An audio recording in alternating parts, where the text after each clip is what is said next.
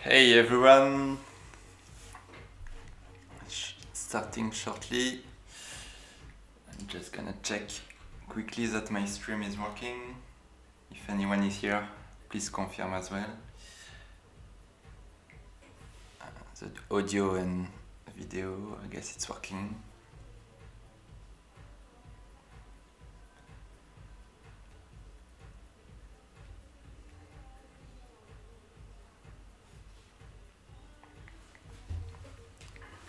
Alright, so I'm gonna start tonight. I plan to write not shaders, but some Rust to do some plotting, which is something I've been doing for the past month.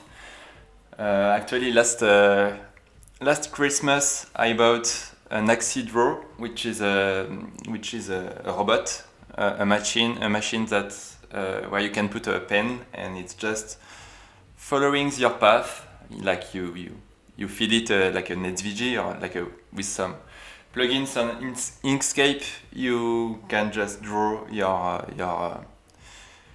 SVG shapes, path, and whatever. So yeah, I've been playing a lot with papers and pens and trying a bunch of experiments, which I actually have on a wall here, but I've been sharing it on Twitter on the past days because I still on my idea to do once per day, which I've been doing for the year, so from the beginning of this year. And today we are at day 34, so nothing has been released yet today, and that's my plan for tonight. Let's try to do something for today. The past days I've been experimenting with connecting dots, and I'm gonna continue on this idea. I have some improvements planned, some ideas to improve the recent explorations. So yesterday I've been playing with actually was done the past weekend, but I released yesterday an algorithm. So there's an algorithm called or math algorithm called traveling salesman problem. It's not an algorithm, it's a problem, so it's like a graph problem, like among a bunch of points, what is the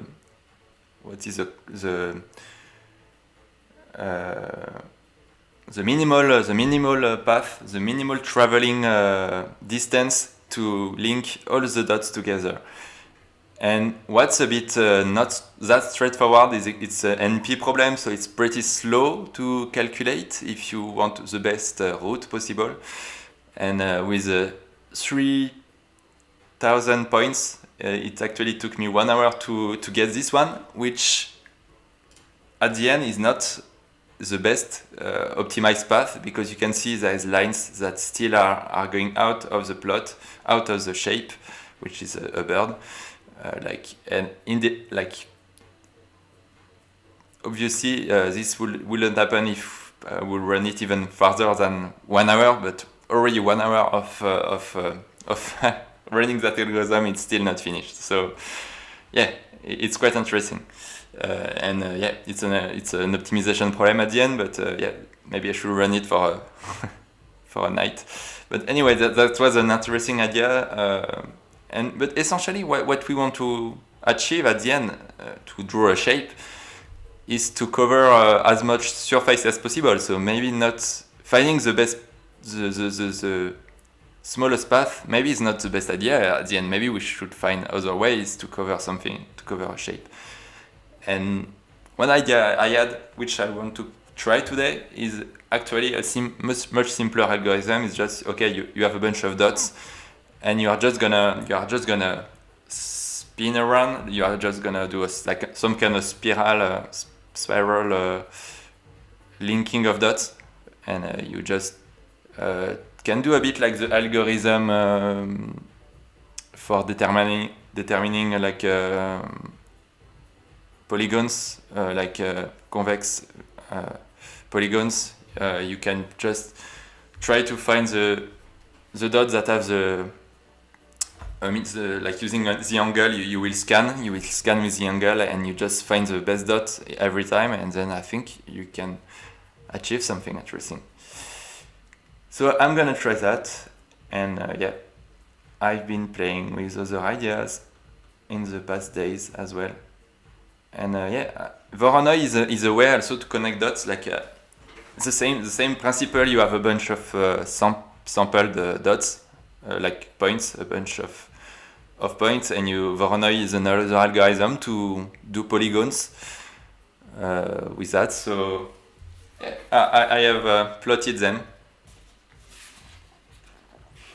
with the machine, which took some minutes, but not hours, more minutes. I think, yeah, so it looks like this. By the way, I haven't really got the setup yet to stream at the same time. I think next time I will try to stream the machine doing something, and at the same time I still continue my code, because usually it's how I work. I will have some ideas, I throw them, and then I continue forward on other code. So yeah,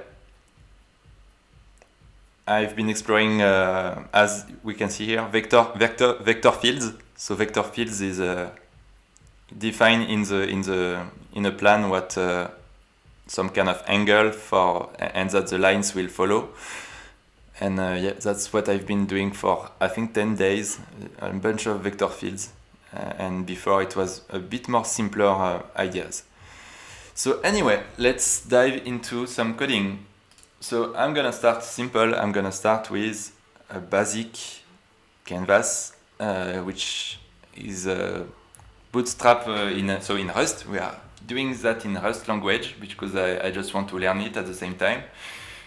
And yeah, I'm still a beginner. I mean, I started a month ago, but yeah, I know the basic. I mean, I know the basic stuff, like indeed how to make an SVG, because at the end it's gonna be a SVG. And here we have just a placeholder, nothing fancy. So we can see it's A4 size, except it's just a square, so 22 centimeters, and my unit is in millimeters. So when I do something, it's gonna be in millimeters, the unit. So anyway, let's start. So let's actually sample a bunch of points and just put some points in the canvas. Alright, so I'm gonna use Perlin noise because it's a nice way, but actually let's just not use Perlin noise yet. I think I can just throw a bunch of points with just pure random. So I think first of all we need to constrain our points. Where are they? Like, we don't want them on the edges.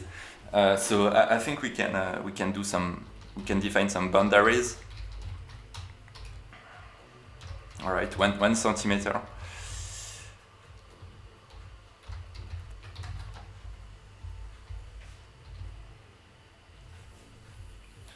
So it all depends what is this width or just extreme x1, x2. It's a bit up to us. Yeah, we'll see. I think it can be done like this, or it can just be done by having an origin and a size. Might be easier to manipulate. Yeah, it all depends what we want to achieve, but I think usually I would use a geo, which provide you points as a unit. So instead of doing a tuple. So yeah, I think I can do that. Origin. I'm trying to do things from scratch, so I don't really do the same code again, because then it's not really well for learning. So yeah. Okay, well, it's nice. You have a nice linter with Rust as well.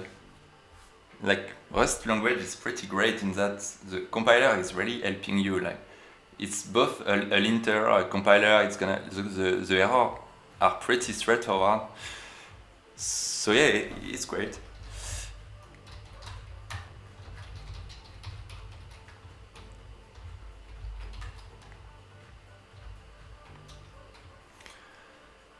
All right.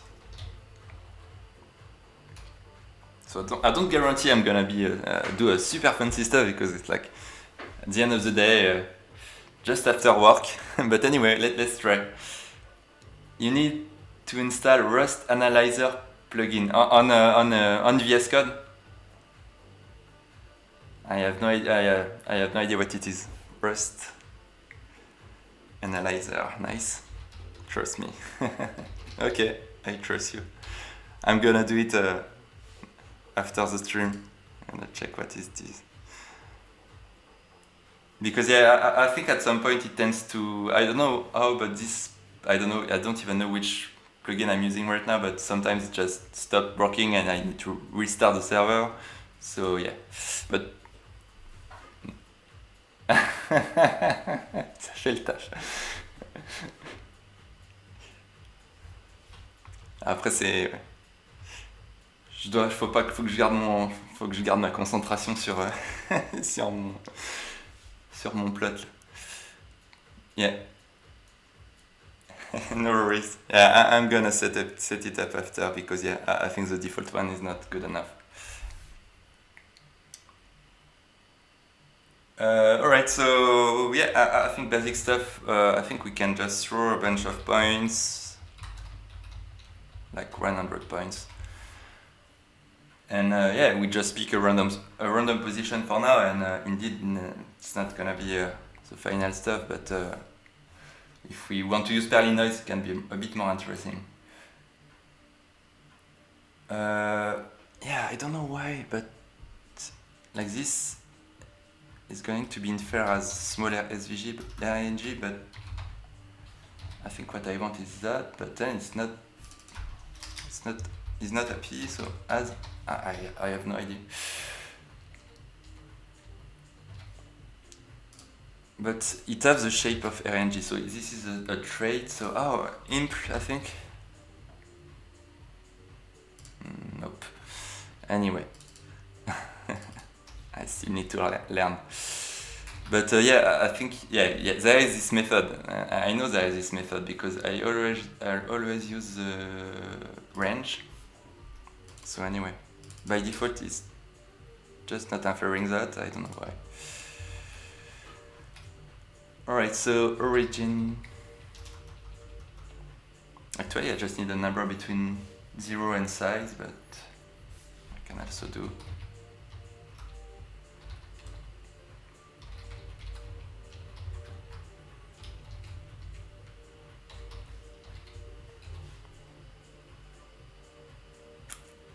Yeah, it's happy. So yeah, I don't know.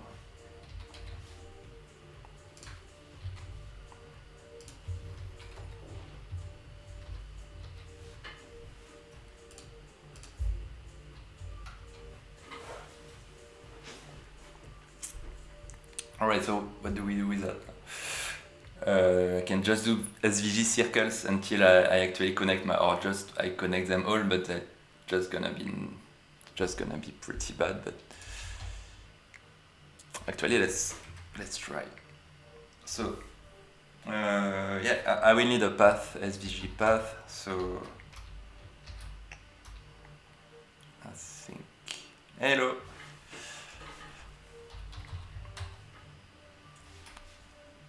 So yeah, we are going to add in our SVG a path. I'm gonna call it art hexagons. Yeah.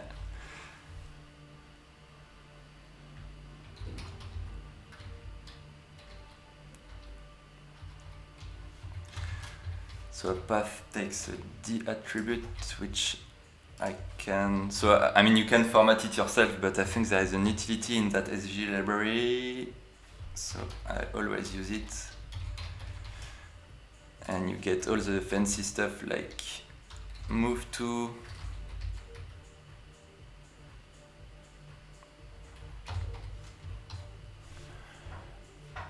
and yeah, you need to mutate.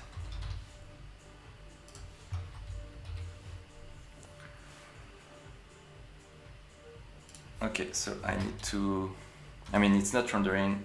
It's not gonna work because I'm just moving here. I don't line to, but yeah, I think I think it's just for debugging for now. It's not really for doing anything interesting, but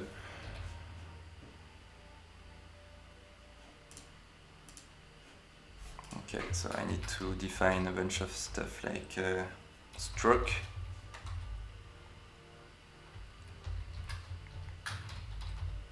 And I'm not feeling none, I think.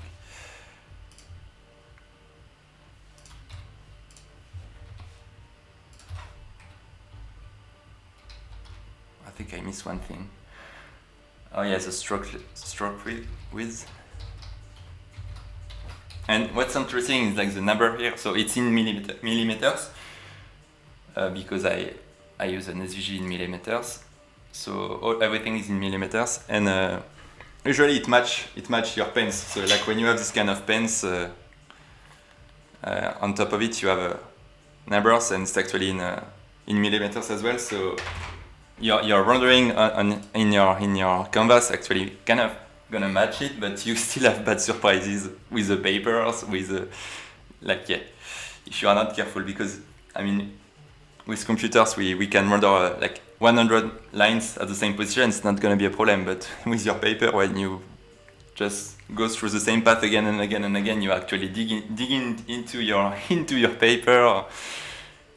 Did you? Oh yeah, no. So not really. Actually, it's funny because I bought one like the most cheapest one I could find on Amazon, which was a Chinese brand. It was still costing, I mean, 200 euros, which was, I mean, still some cost. And I bought it. You had to do everything, and I did it everything. Like you have to build everything.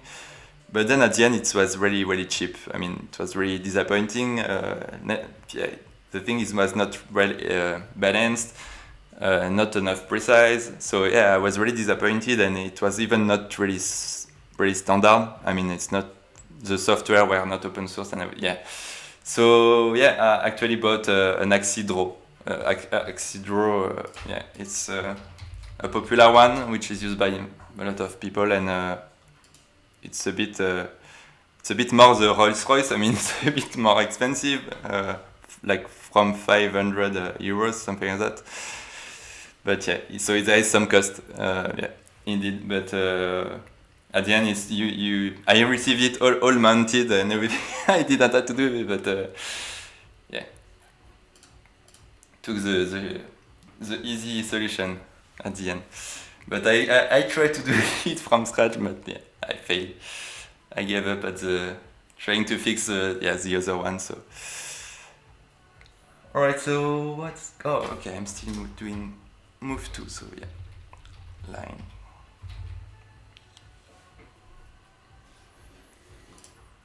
All right, so yeah, it's random. That's what we expect. I just don't know why it's here. Oh yeah, I wanted my origin to be 1 centimeter, so everything is as a padding of 1 centimeter, and indeed I start at 0, so you have the first line, which makes no sense. Yeah, sometimes the way I do it is just a simple if here.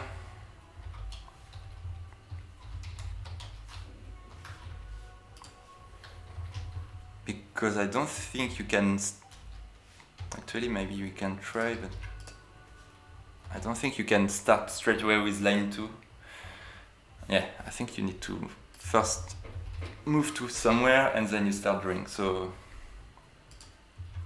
yeah, I need to.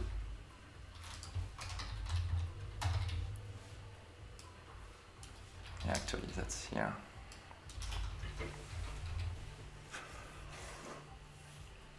All right, so we can throw a bunch points, like much more points. It's deterministic here. I use a seed. I actually always use a seed because with a seed you have determinism, but then you can just take a parameter from command line, inject it here, and then you write a script like a for loop in Bash, and you just generate a bunch of tries, and then you look at it and you try to find the good matches. So it's like a bit human-based AI somehow. Like I am doing the decision, not a machine, not a machine. So it's a bit like machine learning, but more human-based. Yeah, I mean, then you can try to find what you are looking for into that.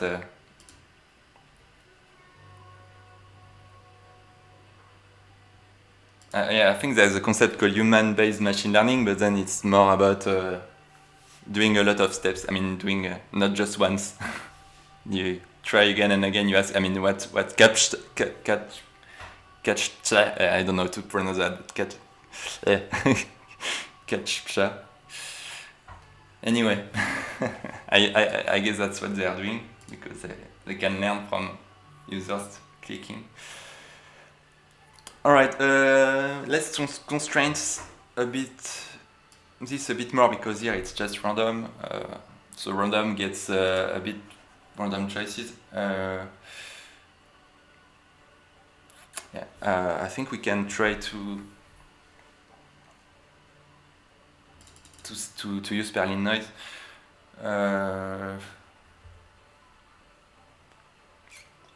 So Perlin noise by default is gonna give you like a texture, but then you can use that texture to define different areas, different zones of where I can pick, I can sample points. So usually I do it in two paths. First pass just for all the x and y, just find candidates, and then second pass just randomize that and like pick a given number of these. So yeah, it's pretty straightforward. So candidates.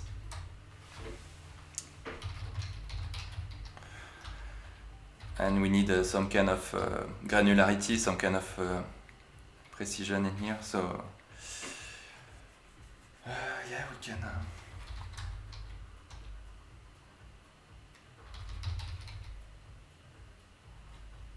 The precision is important because then the dots that's making the dots not too close from each other, but maybe we need to filter them out. Yeah, I don't know. All right, let's.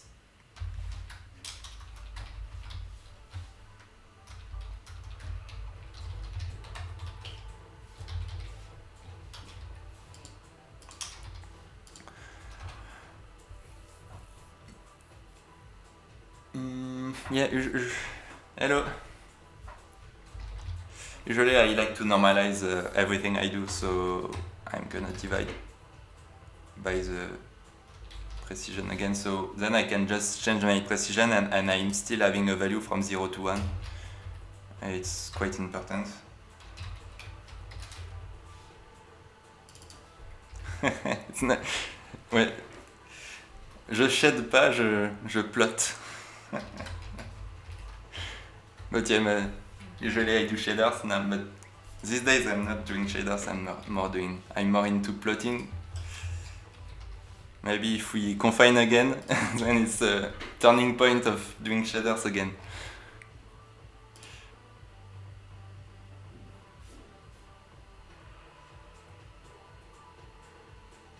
Oh yeah, so by default it's not able to infer, right? And then until you push something, it's gonna be able to infer. So I think.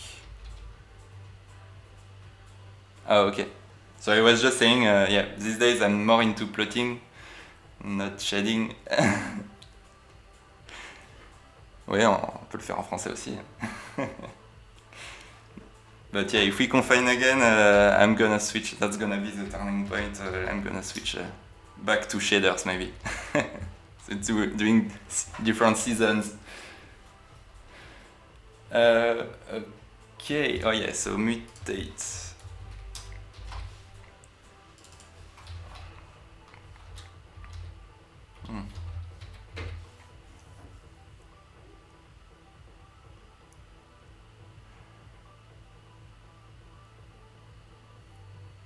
What?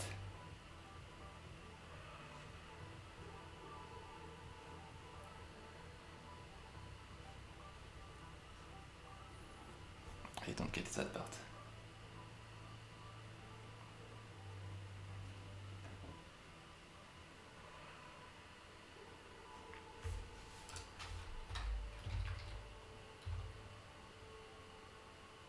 Oh yeah. Okay. It makes it okay. Because I'm confused with this pattern, which is more immutable, and this one is not actually. Yeah, indeed. It's just like an array or like a vector, and you just push into it. Alright, so here I'm pushing everything, all the possible points. But I mean, yeah, we can derive from that. Yeah, so I think there's a nice thing into that. Into RNG, you can do. I think you can do. You can do like randomize of a vector. I think I used it before. I just don't remember how to do that, but I'm sure I can. Oh yeah, shuffle. And you give like a reference of. I don't know how you call that. This is like I'm used to C, so I call that a reference, or C++ calls that a reference. But here it's just that you give the allowance of mutability, I guess. Anyway, I'm not. I don't know the how you name that, but you have to give it as a mute. Oh, okay, shared reference, yeah. Okay. Oh, so yeah, you allow shuffle to mutate your array with. It's so great. I mean, it's so great that you have to explicitly do that. It's like the first language I know having this kind of concept. So usually you have either you are in immutability and then you just cannot do cannot just mutate your things, or you don't have this kind of protection and then yeah, it sucks a bit. Okay, so and then I can just truncate. No, on that truncate. Yeah. So yeah, I can do the same thing as before, but with that style, and then I just iterate over my candidates. So I have a point. Yeah. Yeah. Oh yeah. In C++ you. Yeah, you don't have the safety. Yeah. But yeah, you play with pointers and references and. Okay. Oh, now what? Like I don't think there's any way in Rust to do that. Or like, what if I want my index? I think I need a variable. I don't know another way. Or like first true, first false.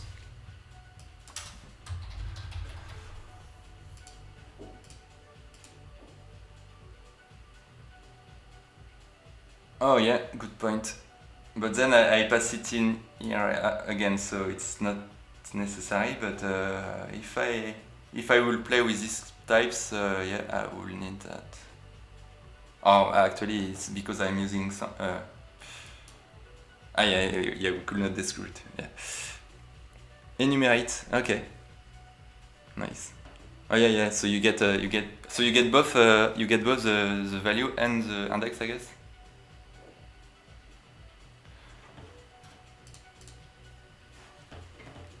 Oh, okay, yeah. Oh yeah, nice. Yield pairs I and val. Okay, so it's in the other order. Nice. So I guess I can try that. Why is there nothing now? Oh yeah. Okay, so I have normalized my value. Okay, I think it's okay. It's okay to say this is a logic from 0 to 1, and then you just have the rendering part and scaling to any dimensions. Alright, so yeah, I think I can stick to the tuple style, and then can I destruct twice? Let's see. Enumerate.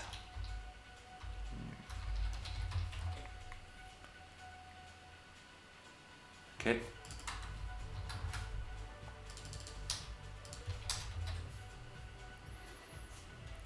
Oh, okay, so I think I need to...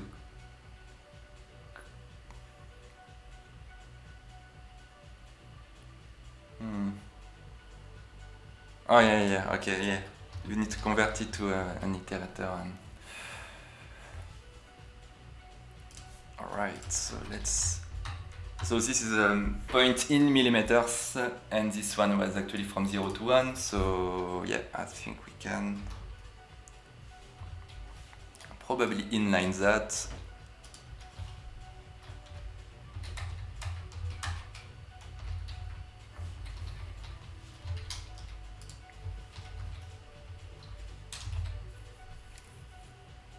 And now it should, okay. So now we have, now that we have our sampling system, we can choose any sampling we want, and we can do anything we want here. So like having an image, that's what I've been doing here on this plot. It's just an image. It's just like a white and black image of a bird, and then you do sampling of that image. And yeah, here it's just a traveling problem. But yeah, what I wanted to do today is another way of doing. Not actually doing traveling, because traveling is an optimization of the length of the total length of connecting the dots. But actually, I don't need that. I just want to cover my surface of lines. So, and I want to avoid the overlaps. So I was thinking of a small algorithm where I would rotate around the dots and having some kind of spiral like that. So yeah, I think I can try. But before I do that, I need to implement two things. First of all, I want to have different locations. So with Perlin noise, I guess I can do it. So I need to have a way to filter the points that interest me. So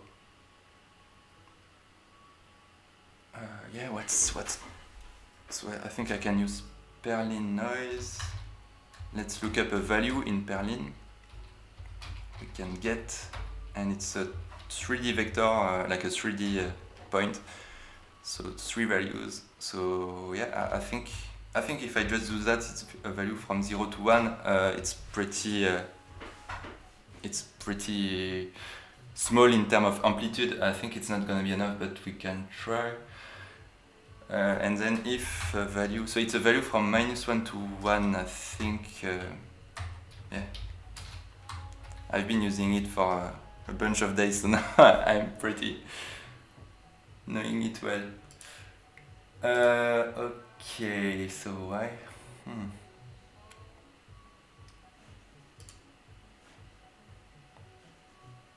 Okay, I'm not sure why it's doing that. Let's see. Maybe all my points are candidates. Okay, why? Oh yeah, okay. It's just so random that it's just super too much lines, and then you don't even see where the zones are. But yeah, I think I need to tweak that. So actually, I want to stop doing any lines if the distance between the points are actually already too much, and that way we solve the thing. But at the end, I need some kind of grouping. I would need to group points by location, proximity, and then on each group, I run some kind of. I need to find a way to connect them. It can be different approaches. It can be.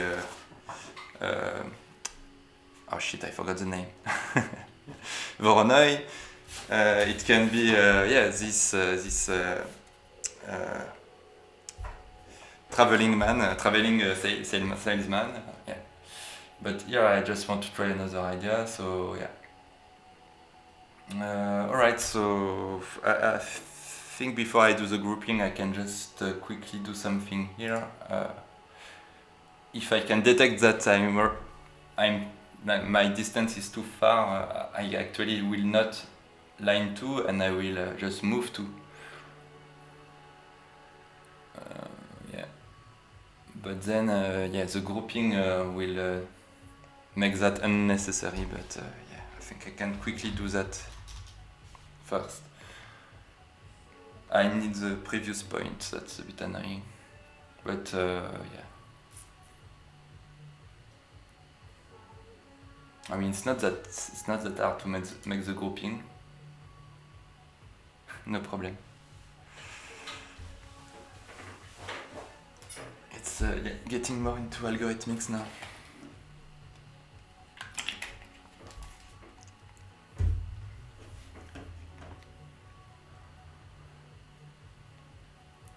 But yeah, for now, quick win first, and then let's see. Previous point. So I think we can use a value far away because previously we have nothing and. Oh yeah, so that means we don't draw a line. Yeah. Thanks. Have a good lunch. Threshold. So this will be a normalized in the normalized world. So from 0 to 1, and what is at which point do we stop drawing a line when it's higher than this? So let's see. We need a distance.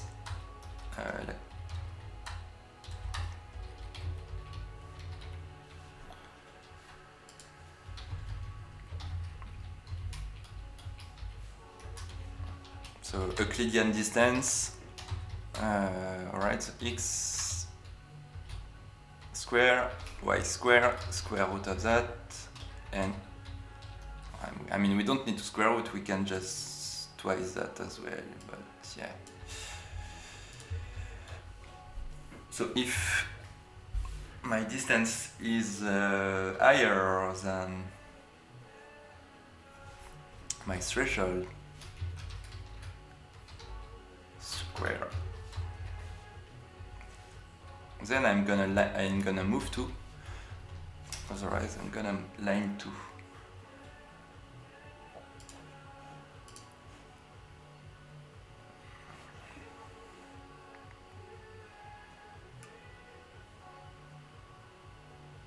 Oh, collision. It's both a nice and a bad part, I think, of Rust, that the fact you can use again the same variable name.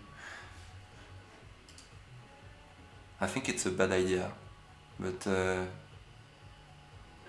yeah, I don't know. Scoping of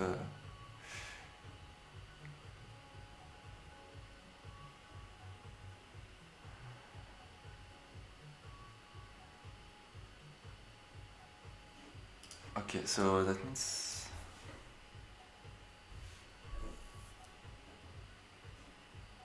oh, I forgot to save that value.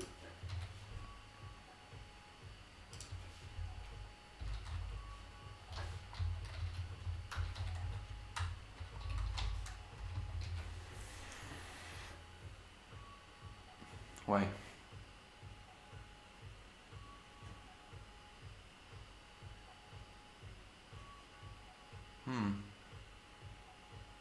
Oh, okay, that's a reference, so I need to difference it. I guess like that. Okay. Why?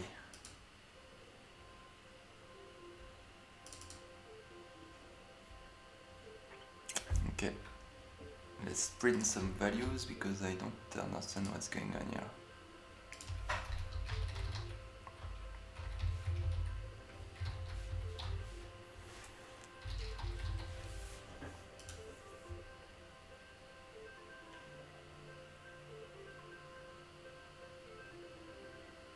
Why is it that much? Oh yeah, twice. Yeah, it's a squared of that, so... Oh, I need to... What? Hold on, I think... This is the same, right? Anyway, it's easier to debug. I shouldn't have that... Oh yeah, that makes sense. I mean, this can be that much distance. Okay, so maybe I just have not enough points and threshold is too low.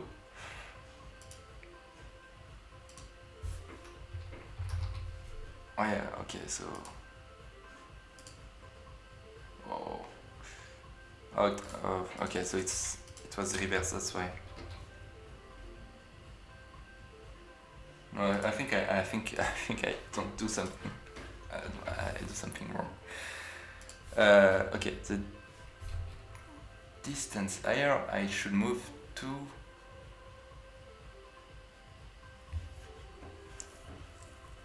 Otherwise I should line to. Why will the distance be higher every time? That makes no sense. Oh yeah, okay. I'm not doing on the distance. I was just doing the distance with the origin. So yeah, that's why we were seeing a lot of lines. Okay, so that should work, and I think I can really reduce my.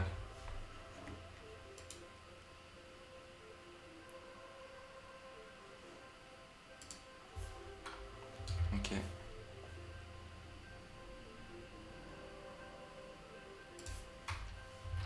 Then we need to keep a lot of points, but yeah, maybe we need to increase the precision. Much more candidates.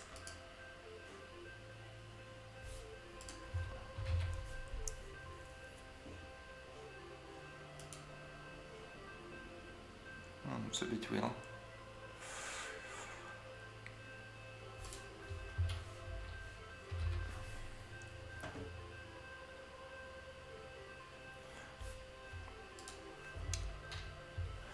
Oh, okay, so yeah, there's a lot of dots that are not rendered and a bunch of points are just 1 point, so there's no lines. I mean, there's a lot of move to that, yeah. And I think I can try other magnitude because that's not really... Okay, it's more interesting if it's lower magnitude, okay.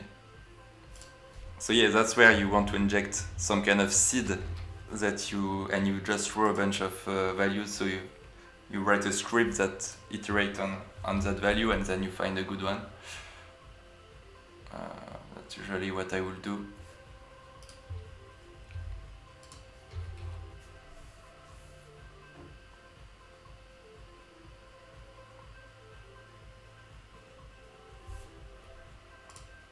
Like to find good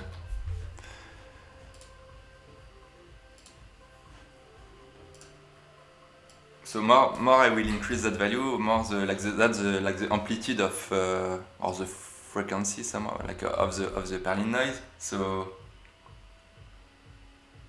then at the end you have pure noise. But if it's too small, you're just gonna be in a zone and not on the. We'll have bigger zones. And sometimes you want to mix a bit of. Like add up one frequency with another, and then you have more interesting things.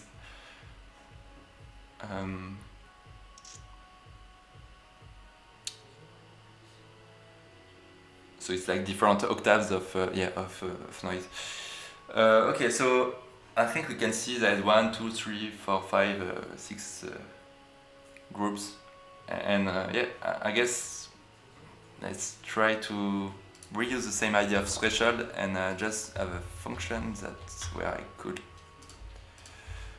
I want a function that I will say group by proximity with my threshold, and I will give candidates and it will return me groups And then I will just iterate over groups. And I will no longer need that logic. So I think I will use another one, and I will do a bit like before. Yeah, I think I can just simplify that.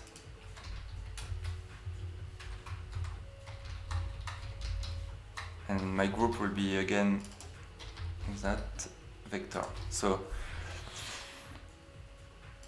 I want to implement that. So I need to implement that function. So that's where the algorithm fun begins a bit. Let's see if I'm still fresh for this day. Okay, so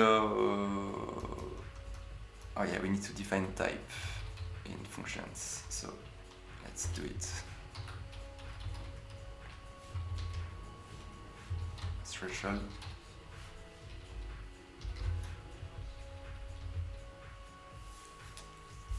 So yeah, there's two things I want to do. Two algorithms, in fact, for achieving my goal. First one is the grouping one, group by proximity. So for now, I can just I think it's some. I'm still a bit not sure about the syntax, and actually it's not that return type. So first algorithm is a grouping, and the second algorithm is a plotting. I mean, how do you make me lines out of these points? So there will be a function like that, and either I give data. Yeah, I don't know. Like render. If it's a rendering, you give data. If it's more an algorithm stuff, you will get back some lines. Yeah, I guess we can get back some lines or an ordering of points. Yeah, an ordering of points, in fact. That makes sense. So it's just a map. And then you just go through them, because at the end you just will connect one after the other and not touching again an existing one. So it's just gonna be another ordering of that. A sort. Actually, at the end, it's a sort. That will be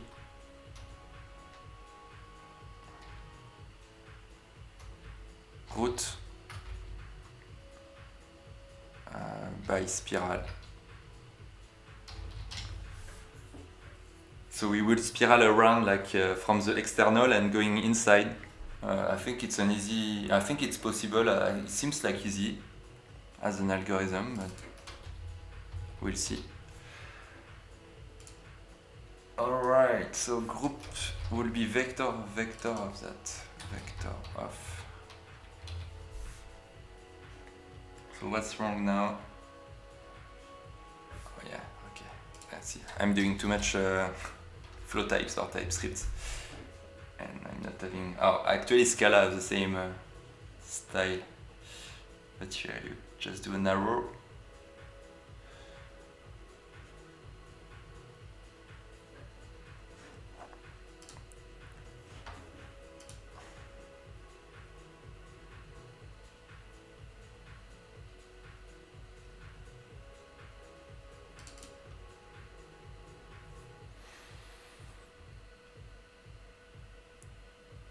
Value borrowed.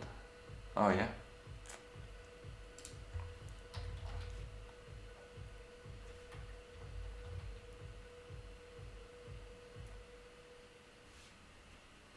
I think I need to. I'm not. That's where I start to be bad at understanding how to solve that. But I tend to clone. I don't know if that's the way to solve it, but I have to clone it and pass that. Otherwise, it's just gonna think I am reusing again.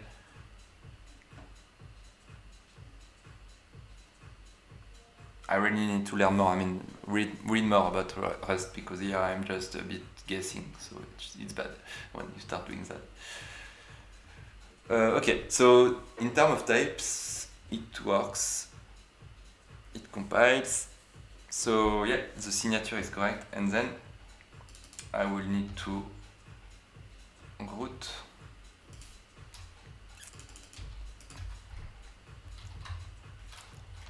So inside each group, I will have to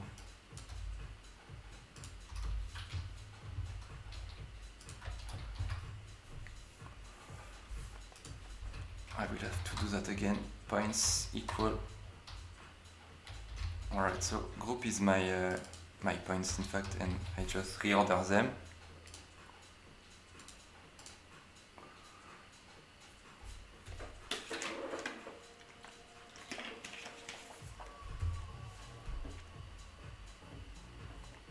I need the music a bit more entertainment, a bit more entertaining. Oh, let's check it.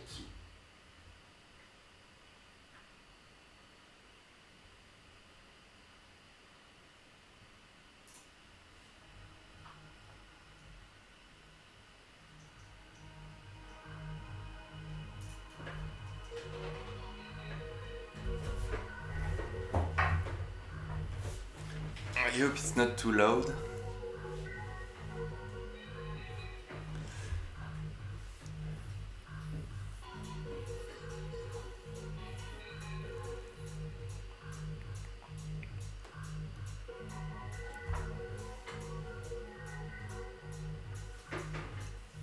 Alright, let's implement some algorithm. It's a bit too loud, I think.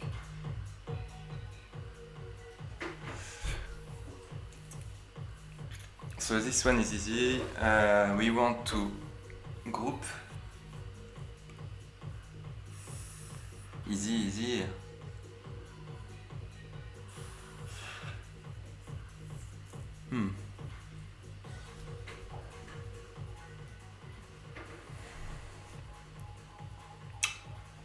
It's not that easy in fact. It's like for each point and then for each point. And when one of the points is close to one of the other point, just that's a match. I mean that needs to be close. So we need to build up. We need to build up groups. So we have groups that we return at the end.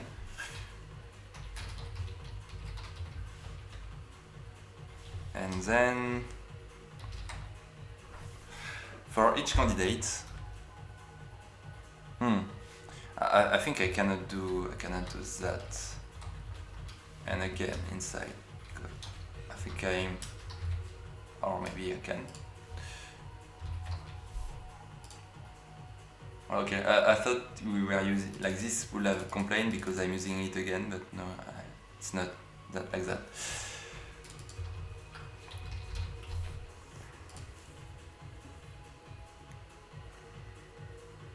Actually, it does.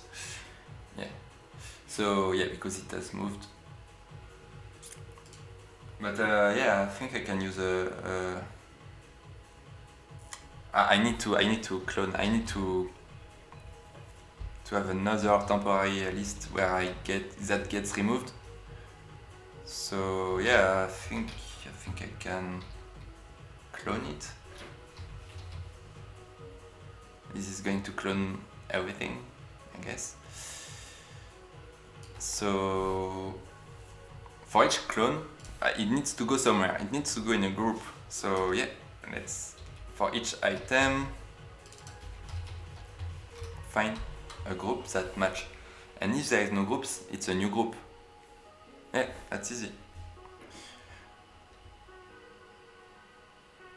So yeah, for each group,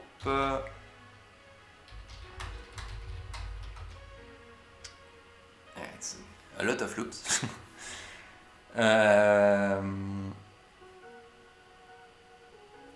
We can try to use, I think we can, there is any on a fake, I think.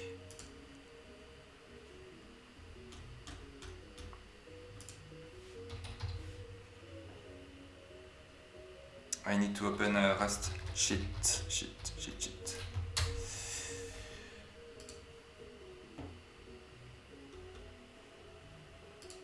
Is there a good one?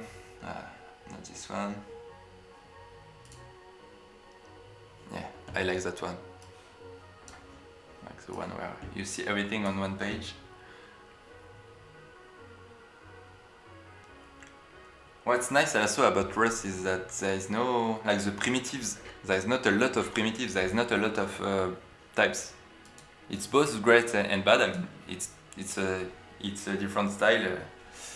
JavaScript is a bit like that. There is just arrays and objects, not much. But like Scala is much more like you have a huge collection, and it's great because you can do a bunch of. And here it's a bit in between because you have still a lot of utilities, a lot of functions, but it's just vectors, iterators, options. Nice to have that.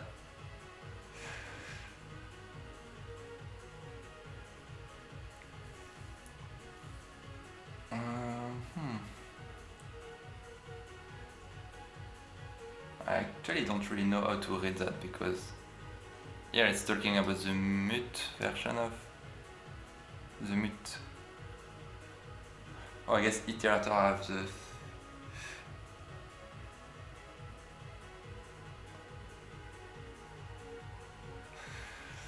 Okay, lot of utilities. I need to master that. Lesser than. You can compare with another iterator.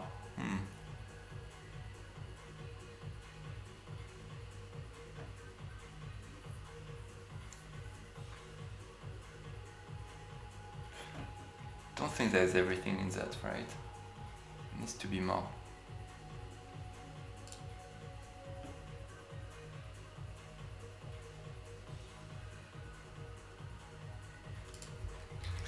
I remember that I think there were any. Yeah. Okay, so it's on an iterable. Okay. All right.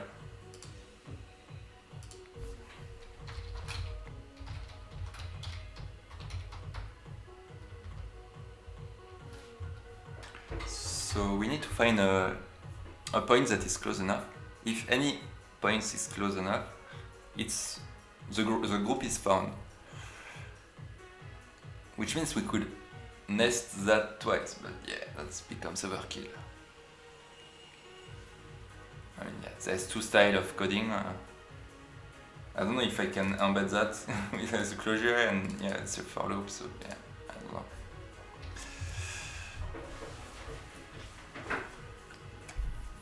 Right, let's think about the algorithm. So yeah, distance. We need to put that utility somewhere because.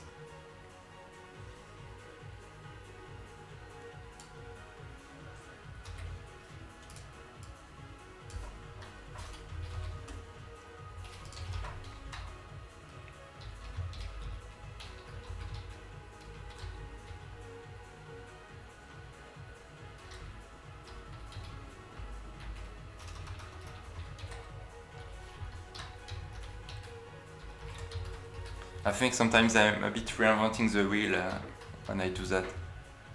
Because yeah, indeed, we could have used Geo, but it's not that. I mean, it's still a bit verbose to have to do point. Yeah, I don't know.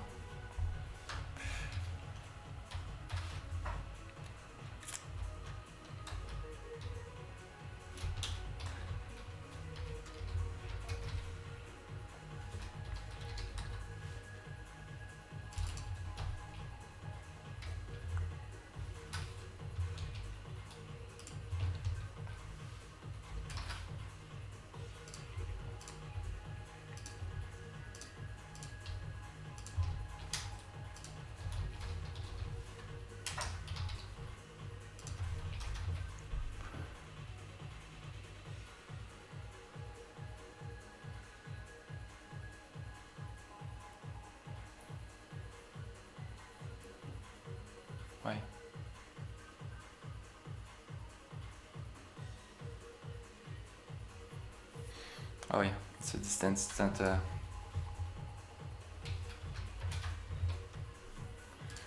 So yeah, okay.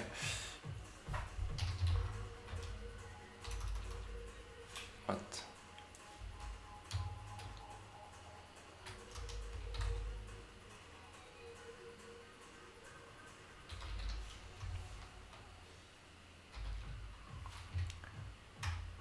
Threshold. Okay, yeah. If it's lower, then we are into that group. So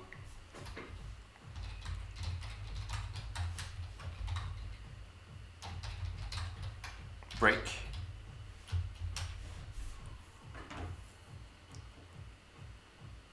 And we do our stuff. So we push ourselves into the group, but then that means this big thing is going to mutate. Oh, but yeah. We can.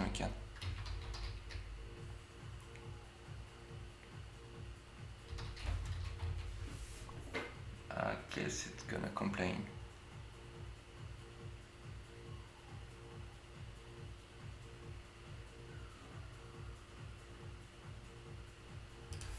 Okay, I think it complains a bit about the fact it cannot infer properly the types. So maybe I can help it a bit, and that will reveal where my mistakes are. I think this is trivial. Okay, so what's going on here? I mean, yeah. Oh. Yeah. Okay.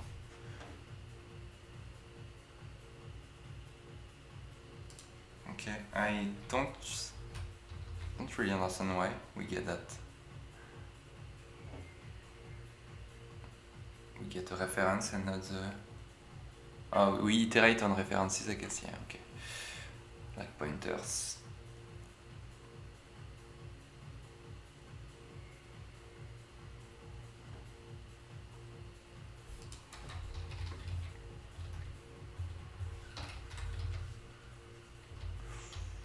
Yeah, I'm a bit scared.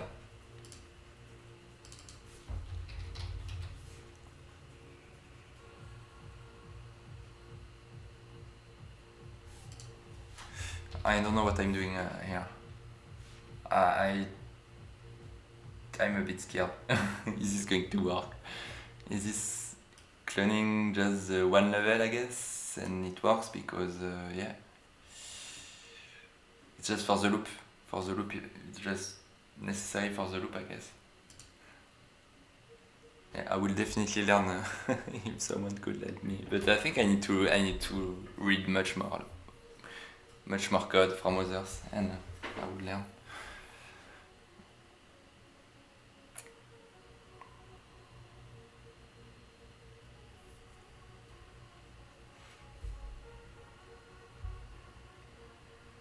What? It's already 22 p.m.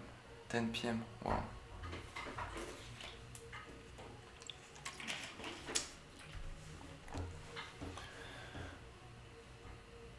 Alright, so yeah, and there's one other cases. That sucks. But yeah, we need to find another case. Yeah, if we are here and yeah, we want to break twice here, essentially. But actually, we want to break and continue. But yeah, that sucks.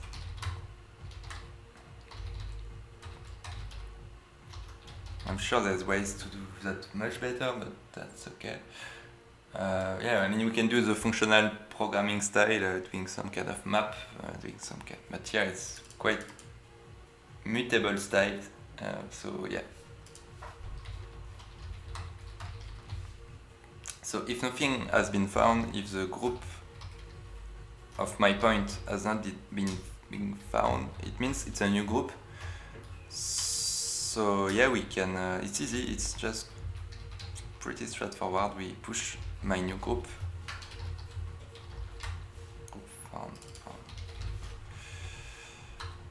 And yeah, it's just a new. Actually, I don't know if I think this is static. No? I think it's just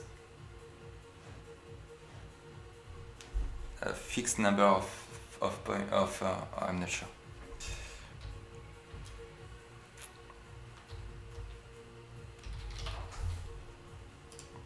Yeah. Oh, okay.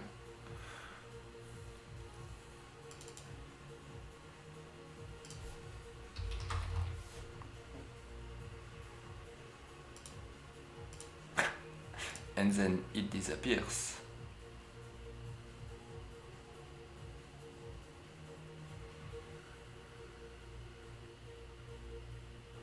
So we may have no groups at all.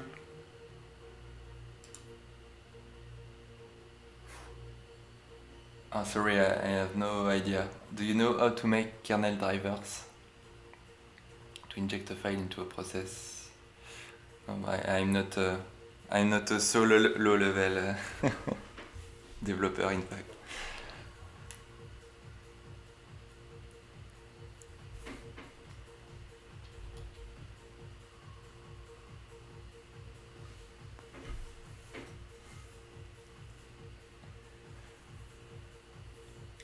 I mean, yes, C++, more during school, but yeah, then it's these days I'm doing more JavaScript, but yeah, I learn a bunch of languages, Scala, Scala, Java, classical ones, and these days I'm learning Rust, as we can see here. So yeah, trying to do some graphics with it. I mean some plotting. And here is just a white a white page, so nothing is really interesting. But I should be close to something. Just don't know why. I'm not. I think I have no groups. I need to console. I think I can print the length.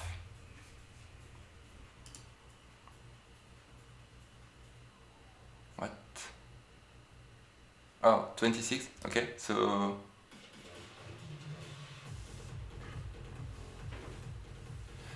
we are supposed to have some rendering here. Why is this not working? And we are supposed to have a bunch of groups, 26 groups. Why 26? I thought I was only seeing 6 of them, but oh yeah, a group should be discarded if there's only one item. So yeah,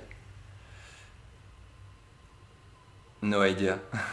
I learned Rust for just a month, so yeah, I have no idea. Sorry. Wow. Thanks, Red. I don't even know what it means. Started red, I think that means you are forwarding the stream. Thanks.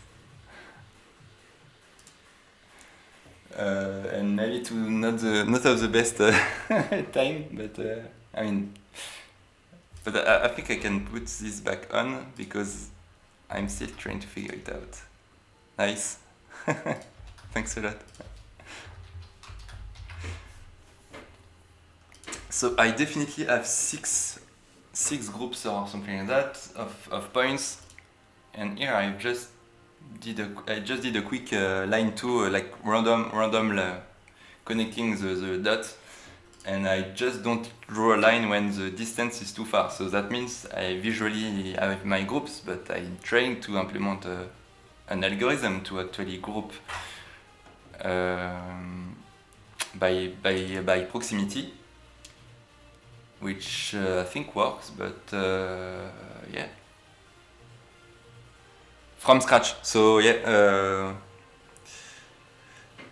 the past year I've been doing a lot of shaders. So yeah, GLSL, OpenGL shaders, and since the beginning of this year I decided to learn Rust. So learning from scratch, and Actually, I do it for plotting. So plotting with a plotter, it's like a robot, a machine where you put a pen on it and just draws your lines. So you can essentially generate a SVG. So that's what I'm doing. I'm generating a SVG from code, and then I put that back to my robot. And yeah, this is what, for instance, I did yesterday. So a lot of dots, and then this is using like figuring out the smallest distance between dots, like the total length of the path needs to be minimized, and that's a classical problem called oh shit, I forgot the name. the traveling salesman problem. So yeah, and it takes quite some time to solve it, but yeah, and I was playing with Voronoi the other day. So, but yeah, then I've played a bunch of things like a bit more abstract stuff, like a lot of like playing with the vector fields is pretty simple and gives you pretty nice results. So yeah, that's what I've been doing. So yes, by the way, it looks a bit like that. So you put a pen and just drawing what your path is. So yeah, these kind of things. I had a lot of fun doing that. So yeah, and playing with papers, different pens. So yeah, but initially it's about more about programming. So I need to program that and then try a bunch of ideas, explore a bunch of concepts or a bunch of things I want to do. So. And today I'm continuing on my pace of just throwing a bunch of points, sampling a bunch of points, and then how can we actually make lines between them? So yeah, so I want to do so first of all I want to isolate the groups of dots, and then when I isolate them I want to route the lines by doing a spiral, which I think can be pretty straightforward, just using the angle. I think I can figure it out. But yeah, I just don't know why I'm stuck now. I think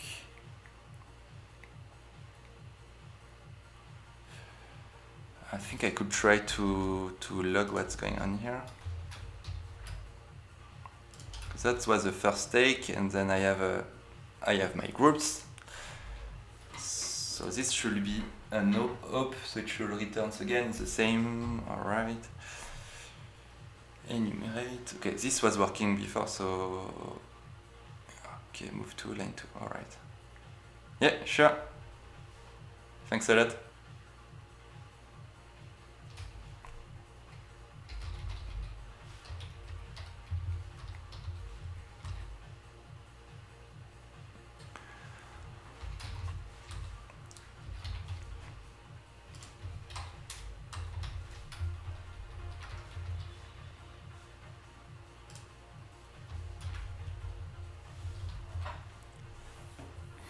Oh, that's gonna be a lot of logs. Actually, not that much. Why?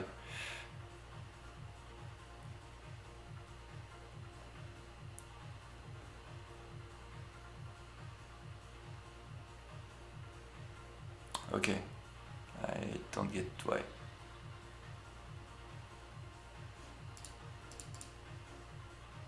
Oh, that's very weird. Oh, it sounds like I only have 1 point per. Okay, so I guess that's why. Oh, okay, so I think I'm start to understand why. So yeah, I will need some Rust experts here because I think this is bad. I think this is not what I want to do.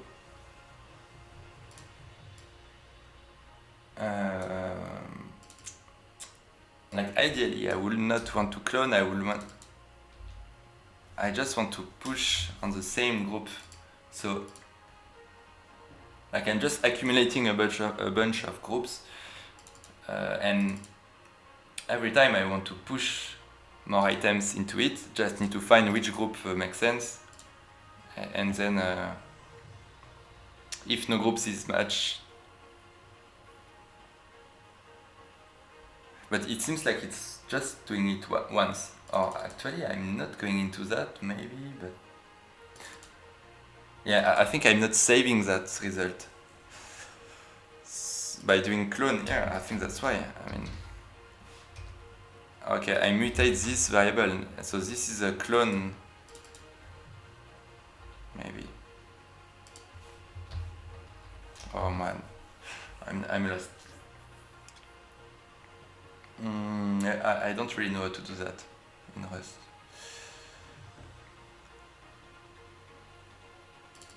I think this should be fine, but then it doesn't want me to push.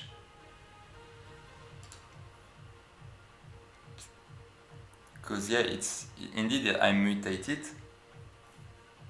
So this was, I mean, this was passing the CI. So the compiler, sorry. So yeah, I think yeah, I can try to see if I'm inside here.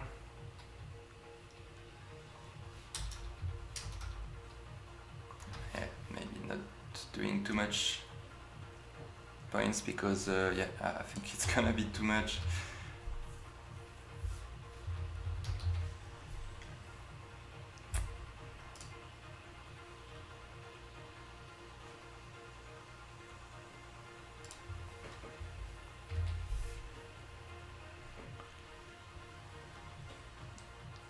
So I'm getting into that part. So the algorithm should work, but I'm not sure actually clone that. Or maybe mutate is doing a local mutation, not... Maybe I should push again in a group, but I don't want to do that. I want to replace it maybe. This is changing? No, that makes no sense. No, I'm iterating over. Okay, so I guess this is cloning everything inside, right? So is it copy? Is it the same? Or?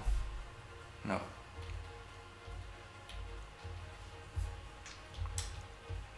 How can I borrow it without being annoyed by the restriction here? Is this how we do it?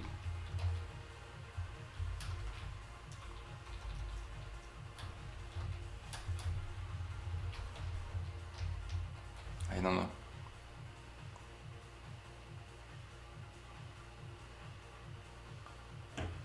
I guess that's how we do it, right? Okay, so it's just telling Rust, trust me, I'm gonna use that, so okay. Alright. So I'm learning a bit by, by discovering by myself, but yeah, I think I really need to learn more, read more about it.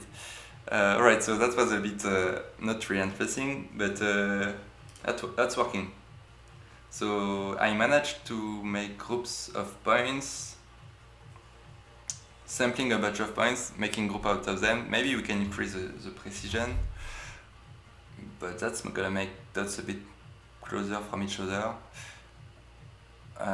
Okay, so I mean, this is a 20 centimeter by 20.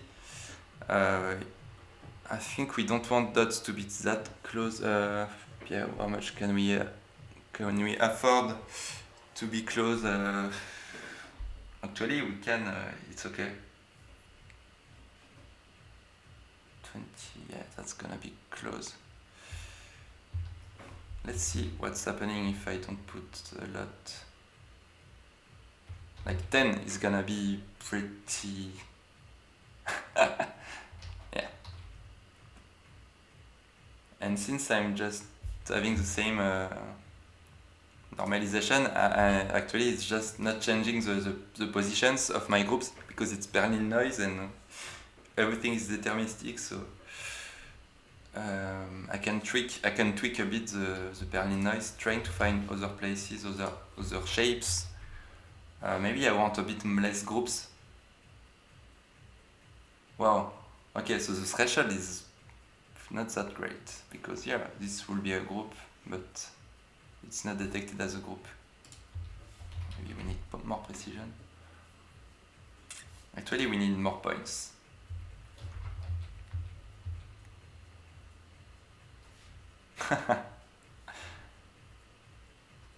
Okay.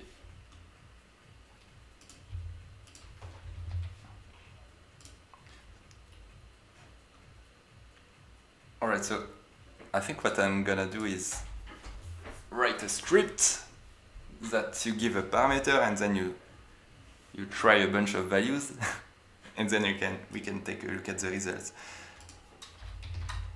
So let's take a look.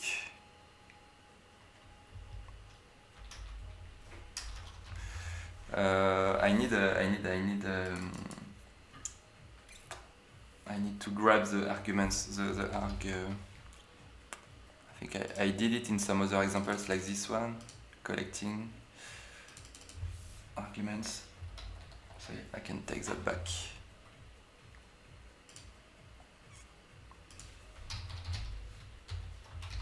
And we have a seed as a first parameter. So I mean, this, yeah, first. And then we need to parse it because it's a string. Is it parse? I don't remember. I never remember. I think it's parse. No. And we need to. It's an option, so we need to. Oh, what's the name? Unwrap our default, and then we put 0. It's not parse, I guess. I've used it before. It was parse, but yeah, the syntax is not that. It's a bit weirder, but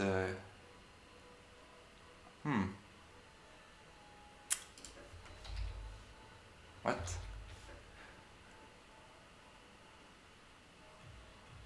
Okay, why? Is it... What am I doing wrong? Oh, okay, yeah, that's the result, because it can fail. So we need to... And then, yeah, returns an option. So this is a result, it can fail. We need to just transform the result into an option, and then... default is... Actually, default takes no parameter, and every types define a default, which is gonna be 0, so it's okay. And just use that here. Alright, so I have a script that looks a bit like that, a for loop, and I run it, and now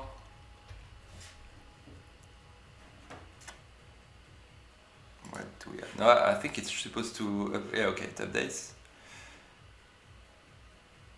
So here I've been changing the seed of the RNG, which is only used to shuffle the candidates, so that's pretty useless. But anyway, that's just to show the method I use. And yeah, I mean, I've been, so it generates the folder, and I've been using it for one of the things I did previously, so yeah. So yeah, that's like, it's a nice technique. Then you try to find what's something interesting in that. So yeah, I can... What's going on here? Okay.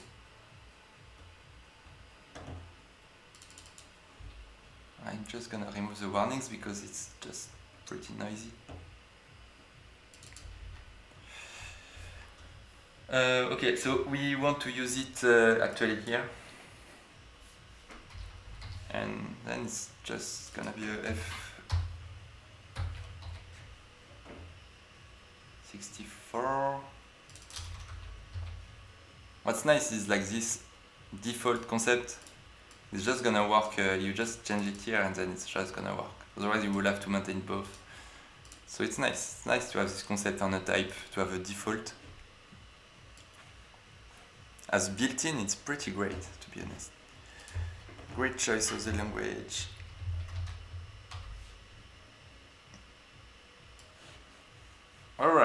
So yeah, bunch of random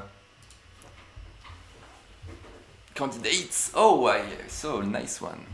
Oh, yeah, I like doing that a lot. Like exploring. It's like I'm asking my machine to to do the work for me, and I'm gonna decide at the end. Don't worry, but just here is your conditions, and just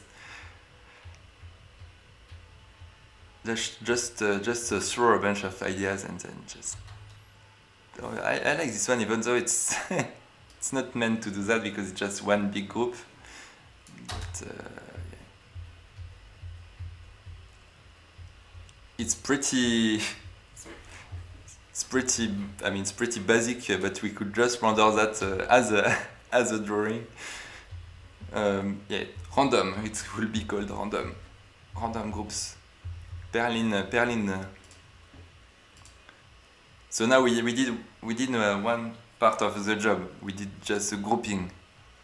Now I want to implement a more interesting ordering of connecting dots. Essentially, it's just about sorting. We want to sort in a better way, and I want to sort it by doing a spiral. So that's what I'm gonna do now. I just want to find a nice one nice sample of, because here we so many. I really like this one, but I mean, yeah.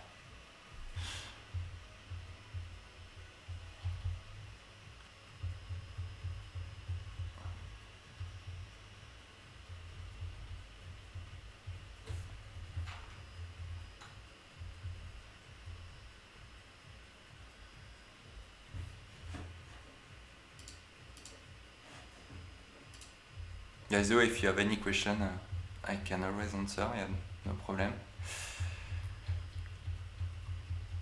But yeah, let's. I don't know what interests you the most. In fact, like, do you want to see more? I don't know, more algorithm part, or more visual stuff. I don't know. But otherwise, I'm just gonna continue forward. So I want to have a spiral that connects my dots, and instead of having a lot of randomness and also they overlap, and it's bad. Because my goal is at the end, I draw it on paper. So oops, I draw it with the real pens, and drawing it with a machine. So with my Axi-Draw plotter. So yeah, like a bunch of pens. I have a bunch of different colors, bunch of different. I really like the white, white pen on dark. Really give great style.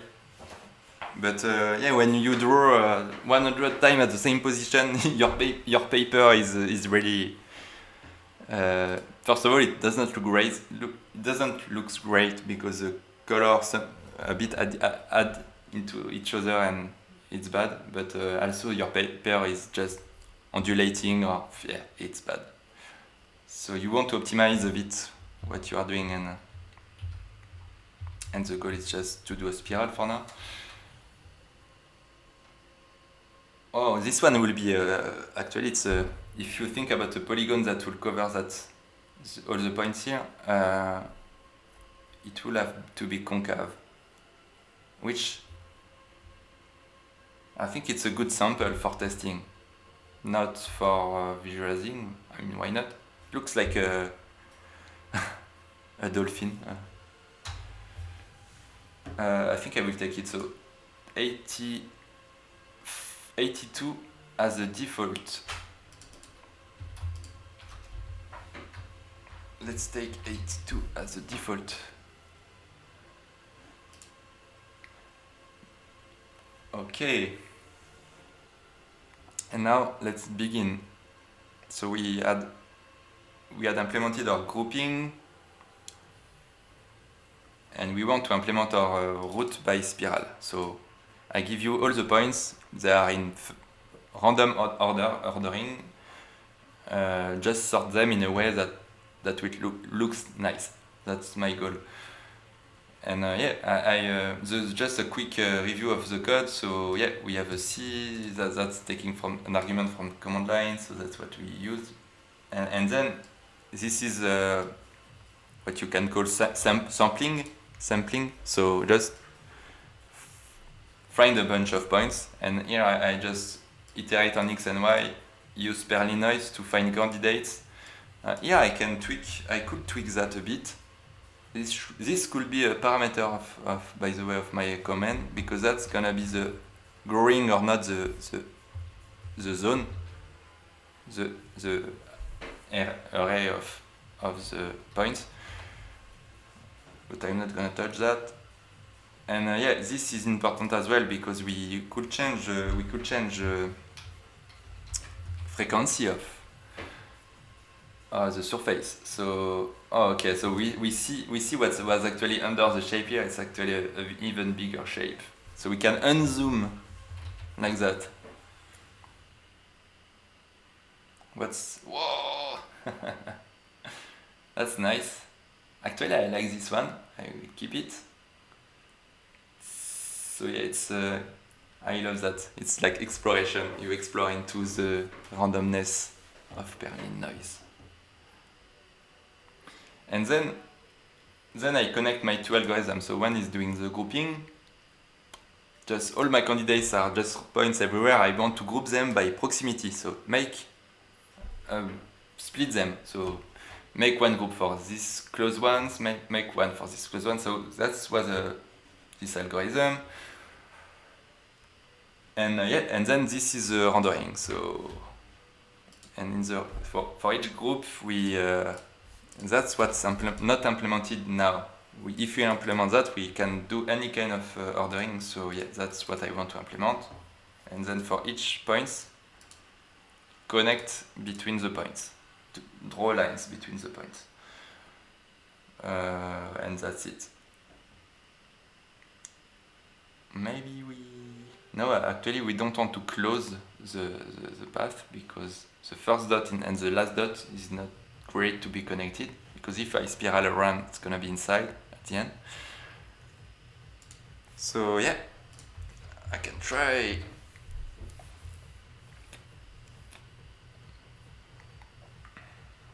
So why is this complaining still? I don't have mute. What is this coming from? What? Oh, that was actually annulled log.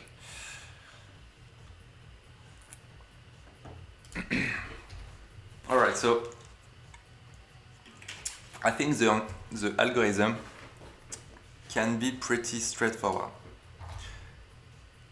Let's take a look. I just want to draw a small schema, a small idea on a whiteboard. Okay, so we have our points. Oh boy, let's draw points. Oh, I could have done some points. All right. Okay, we can be concave. Let's see. Actually, it's not gonna be concave. It's just gonna be inside. All right. So we have a group like that. Now we choose we take the first point of our array, and we need to start from somewhere. That's first of all, there is some kind of difficulty, like where do you go? Here we know visually, we know it's this one. I think that means this needs to be we need to take the left point, because otherwise it will be random, and we don't want to start here, we want to start at the extremity. So we want to first find the first point, so find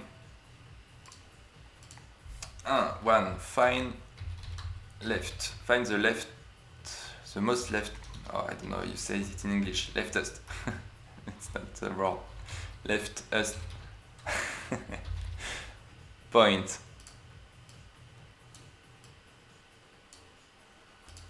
Oh.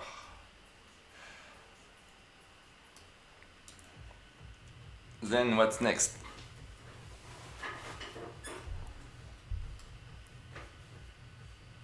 Oh, I hate that. Can it go somewhere else?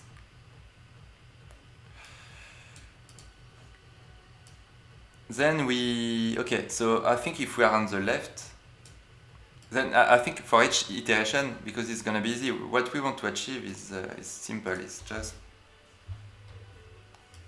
that, that, that.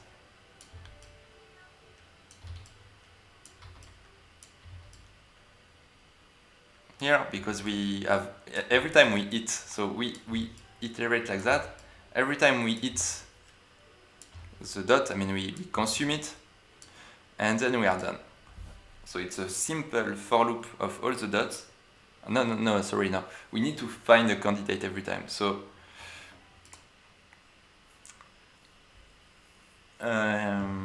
yeah, first of all, start with the first point, the point that is on the most left.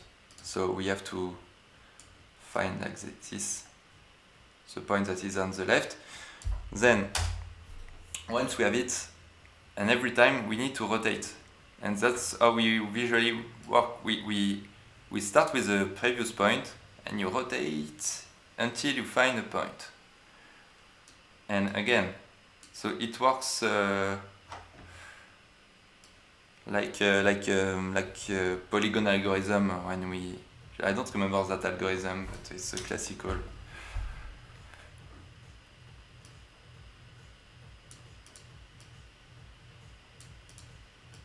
Oh my god, what? I cannot select. Okay. And if we select the leftmost one, I think we can just start at this angle. So the angle is okay. Let's do another one with the topest one. It's easier because then the angle is just 0 in gradient. Can I rotate, please? Yes. Alright, so we find the topest one.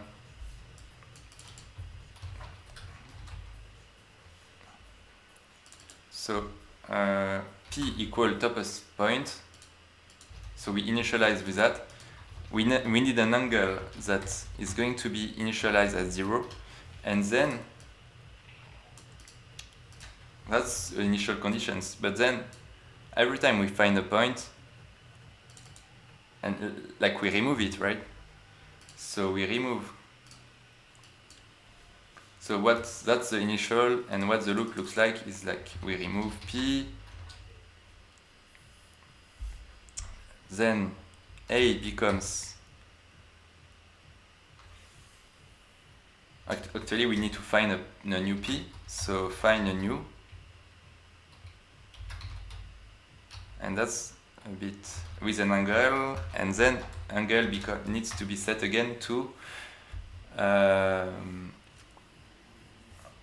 actually it's like the 8 tan of, so it's like the angle between this point and the previous point. So yeah, I mean, yeah, new P equal P. So we need to keep both in mind, and in programming we usually you have at and 2 and you have y and z and x, but I mean there is two style. Actually in Rust it's like the other way, but y and x, and yeah, I think the y is going to be here, dot. I'm already writing programming inside this, but that's okay. Okay, so it's like the differences between the 2 points. So yeah, that's gonna look like a bit like that. The find new algorithm is it's like a search in all the remaining points with the smallest angle using the same tan.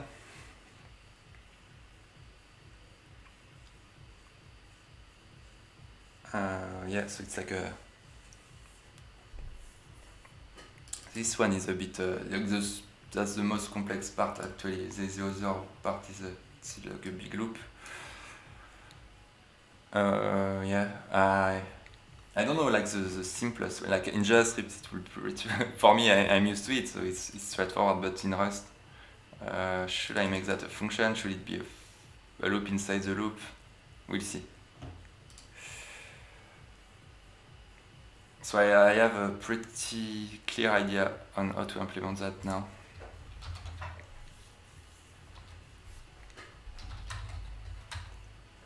So we need to find the topest point. So it's, I don't know,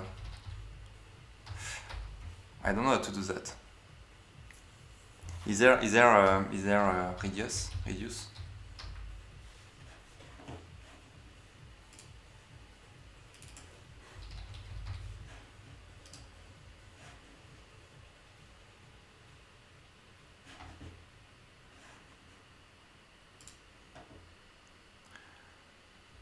Fold, it's called fold.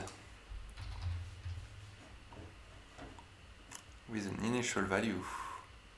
Maybe there is a result as well, the radius as well, no? Okay, no, it's just a synonym. Okay. I don't know if there is you can have different signatures of a method in Rust. I don't think you can.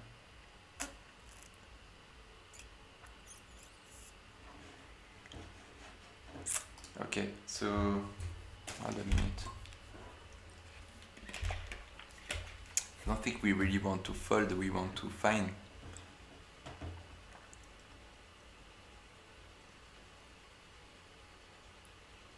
How do you do that in functional programming, in fact? Find the something that that minimize a function, essentially. Yeah. Min by key. Return the element that gives the minimal value for the specific function. Exactly what I want. Min by key. It's just perfect. I will use it twice.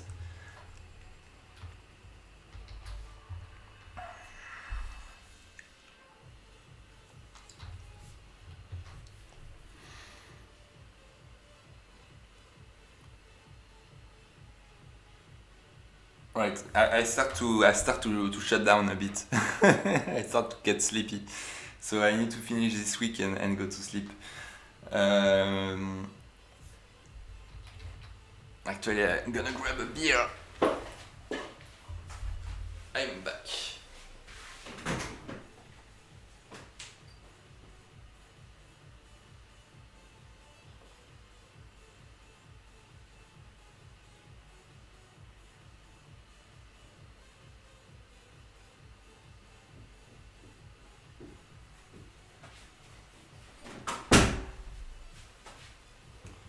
Yeah, beer party. Wednesday beers. All right.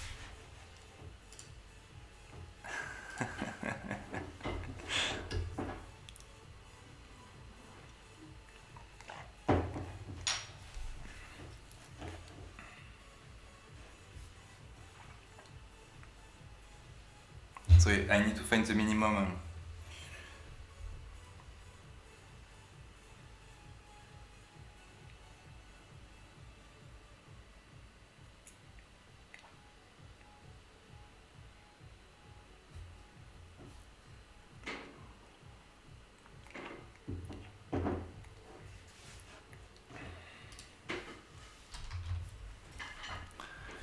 It's really great to have such function. It's not even existing in maybe with Lodash in JavaScript or with library or well, actually maybe it exists somewhere else, but and yeah, there's a I think I used it once before, and I think there's a cached version because sometimes you can calculate something inside and actually min by key is the cache, no? Why is that min by? Return the element that gives the minimum. It's the same? Oh no, it's Comparing. It's a comparison function, not a. Okay. That's what they mean by key. Okay. Oh, what's going on here? I'm scared. I think I cannot do that. Oh, because I just haven't finished, maybe. So the distance, right? No. The y. Minimize the y. Oh shit! I cannot do it. Oh yeah. To be honest, it sucks. There is no ordering on floats in Rust because there is NaN case, I think. I discovered the other day, but I think you can. What did I do the other day when I stuck in that?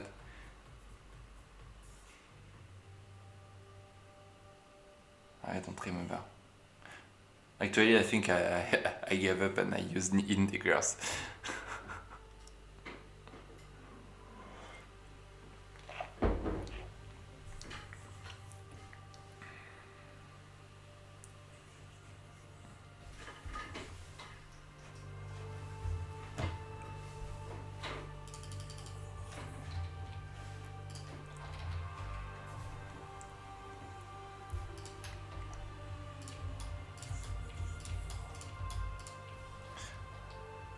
I copy paste something and it has copy paste some CSS. What the fuck? Alright.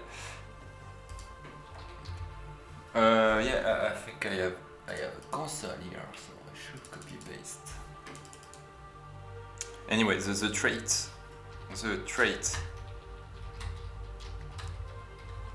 Oh, this not, yeah, everyone is googling that.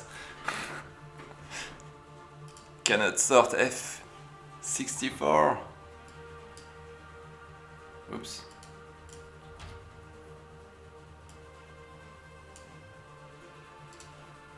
Come on.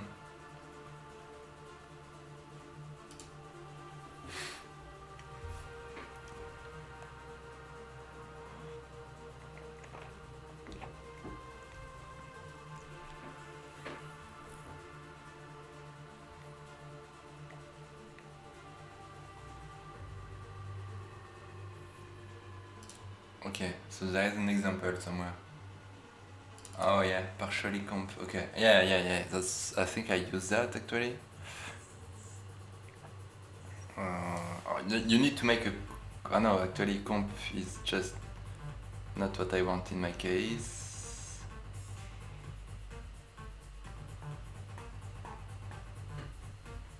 Apps.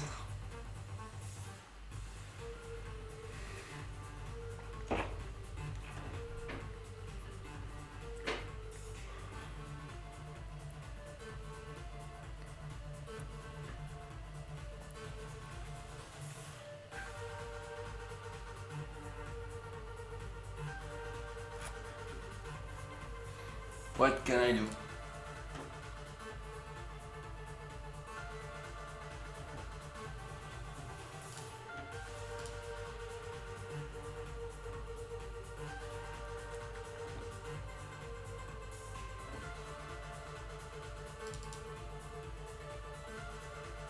Yeah, but that sucks. I mean, why would you have to change your, like, repeat twice your stuff just because of this?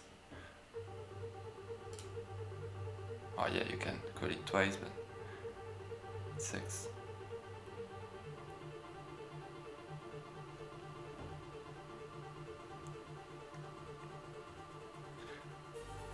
I mean, yeah, it's great. Like Rust, protect you from this. I think it's great, but as a developer, you struggle. Especially specifically as a graphic. I mean, like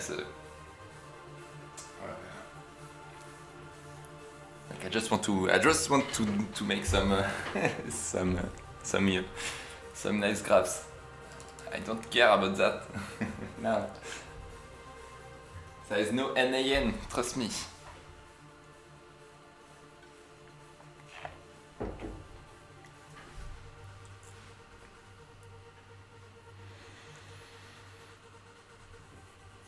So, oh man, that's bad. So yeah, I guess I can use what they say with a comparator and mean by. But I'm gonna need that again just after. So with the angle, or I can change it as an integer and then have an approximation. I think I'm gonna do that after. I'm gonna give up otherwise. Okay, mean by it's a comparator. So there's a partial comp. I saw that just before.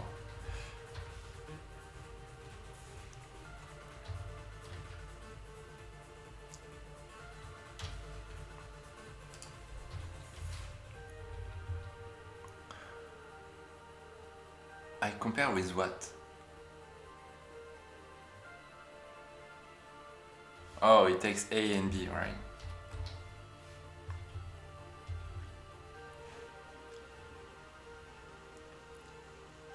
Yeah. And this is going to be a partial, so it's a result.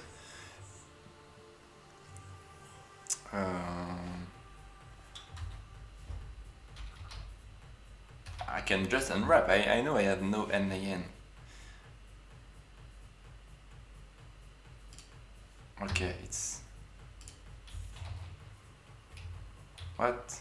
Oh, okay, it needs... Why? Why is it... Oh, okay, I guess if it's a non-primitive, you just give a reference, maybe it's more efficient that way. Oh no, to not reuse it. Okay, it's because it will use it. Yeah, I don't know. I'm still a bit confused by this concept of ownership. Okay, so that's my initial position. So yeah, let's get this done. So we have our initial position is the topest P. We say we would have an angle, and this will be all mutating in a loop. And we are going to consume candidates, so we are going to need to mutate another collection, a list of remaining candidates. So I think we can call that a queue, but no, it's not really a queue. It's anyway, it's a list that will decrease. We will take an element every time.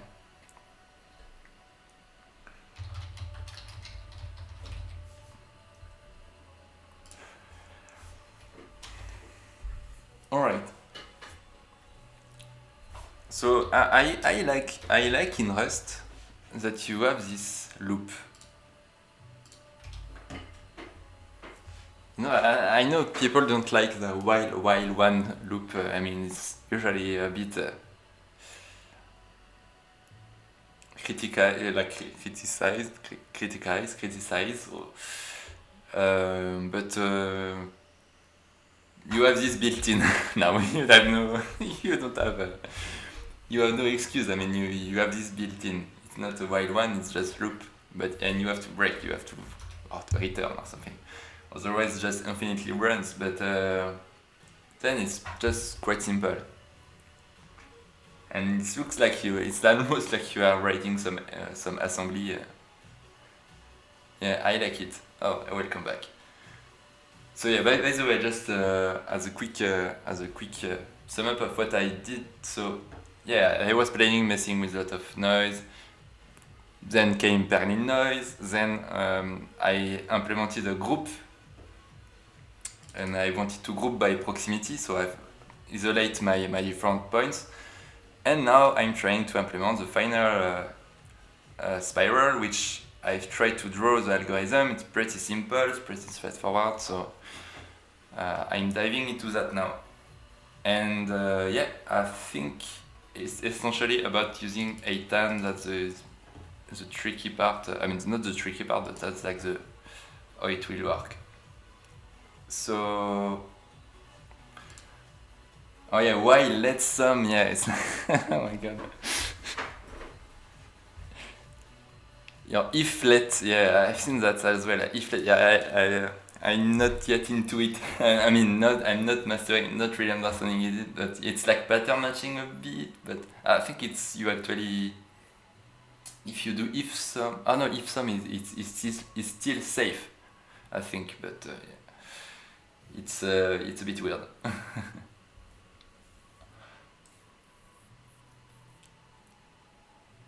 Okay, so yeah, so at least we need to figure out what was the initial, and that was a bit the difficulty as well. Like, what is the initial, what is the, and here we are. This works great together that we start at the topest and with an angle of 0, because then we will not have a wrong choice at the beginning for the angle. We know the starting point, and then we need to find the points that have the minimus, the mean by angle between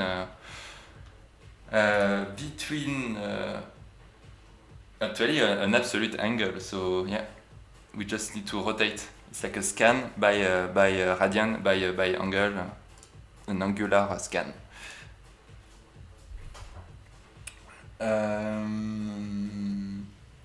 I think we can use the same, except okay, so you master Rust, right? Because I had a problem. I had a problem with actually it's just a limitation of the language, but we cannot use min by key with floats because it does not implement compare anyway. I'm gonna be struggling again with that, but yeah, we can. I can figure it out. I'm not gonna be able to do min by key. I will have to use a comparator, and it does not implement ordering, not CMP. Yeah.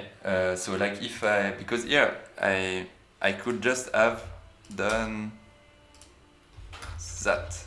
That would have been the same, but it's gonna say the trait ord is not implemented for F64, and when you it's like float. Float in doubles, actually, like doubles, because double precision. But yeah, you don't get that because I think it's because of the NAN case, and then you cannot compare NAN with NAN, so it's not orderable. So the whole type is not orderable. So I think it's nice, like Rust protects you from this kind of bad stuff from and it's doing that on many parts, like integer overflow. Yeah, I've seen that, so yeah, it's great. It's great like for robustness, but it's not great for a graphical programmer like me. So anyway, I will. I can do a loop. I mean, you search for. Yeah, I think I can do a loop. So I need to find the point. Okay, I'm gonna do a loop, because otherwise, I need to find a loop.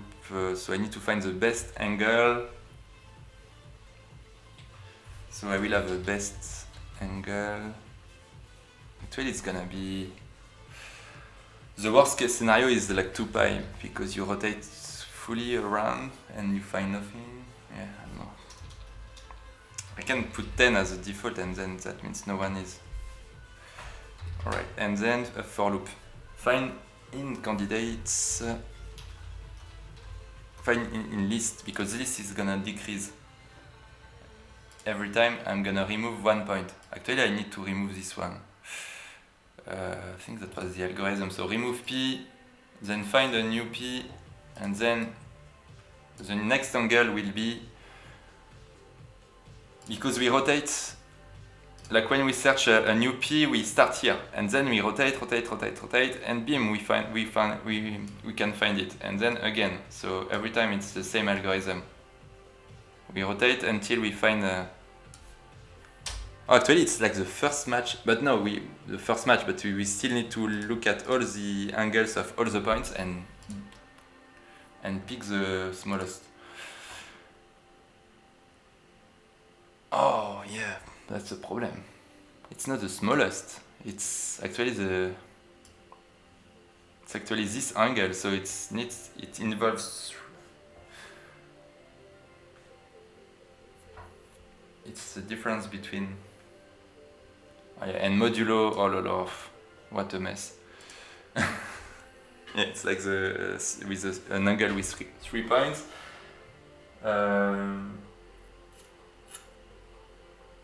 Okay, so it's like we can calculate this angle difference with this one and modulo 2p. Yeah,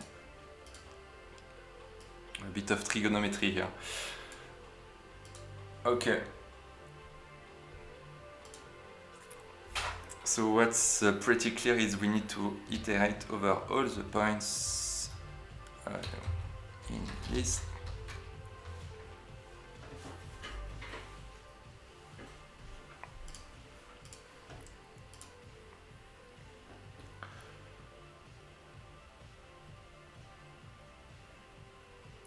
Oh man, I'm struggling every time with that.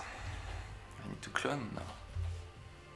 No, I need to. Okay, I start to get it now. I think I figured that actually I had to do that and not clone because I didn't want to clone. I had to push it into it.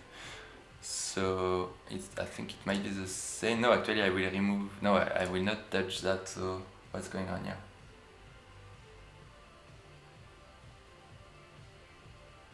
What? Oops.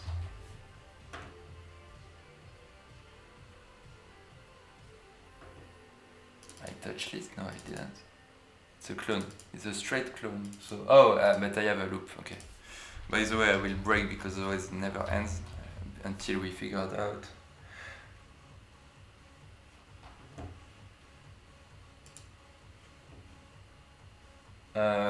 Yeah. So if we iterate in it in here, yeah, that's the problem. So okay. Is this working now? Oh yeah, now, oh wow, Rust is able to see I break once, so he's able to see I will not have trouble, but here I was having it. Okay, smart. But here it's fine. Okay. I need to stop my my terminal. It's gonna. What? Whoa. What's going on here?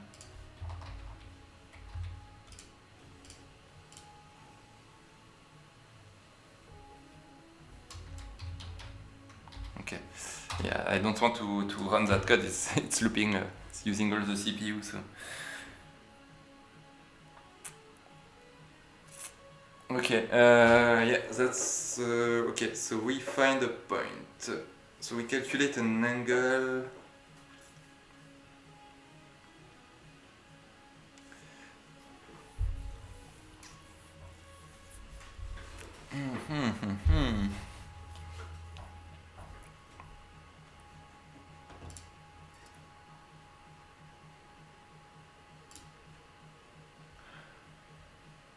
So first point minus second point, angle of that.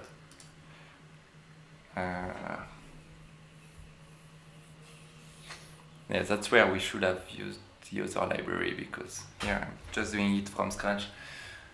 Okay.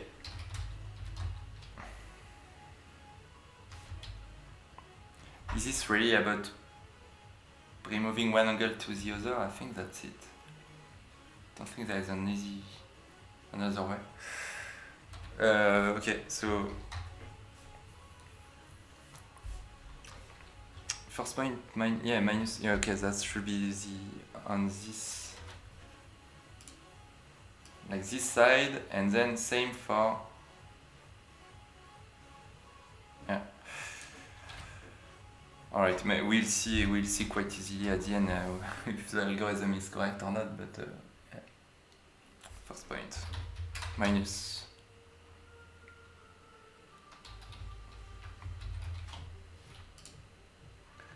so like the angle is going to be y, like delta y. I tend to delta of x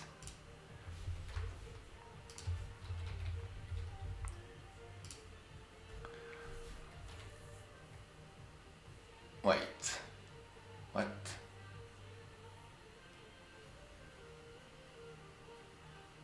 Oh no, we already have the angle of that. It's a, that's the point.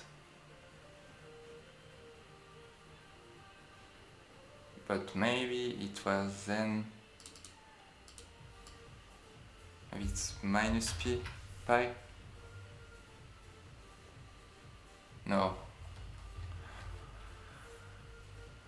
Yeah, because we know we are at the topest part, so we don't need to start minus pi, we need to start here, which is 0. And then, here we go. So A is the previous angle, that's the point. Do you need to clone candidate? Or are you okay with an iterator? Actually, this list will be, I will remove 1 point every time. So I will hit the next point every time. So I use it as a temporary list. And then every time I only do it on the remaining one. So indeed, if the list is empty, it's a break. And then we find someone. Actually, we can. No. How can we do that? Yeah, I think we need to find a match here, and so we save it. Oh. Actually, yeah. Oh my god, I hate to do that because I think it should be just a function, maybe just like that. But anyway. Actually, min by key would have worked, but oh yeah, that's what I thought. Okay, maybe we can use integers. We can convert integers at the really end, and then I will do it. Yeah, I think I can do it. Hello. So find the best match. I will find a match, like the best candidate, the best match for the point I'm searching for. So I need to search in my list.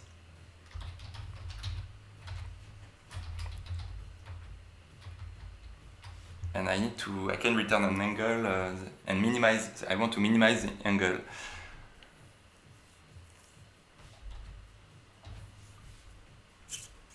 Okay, it's the same at the end, but yeah.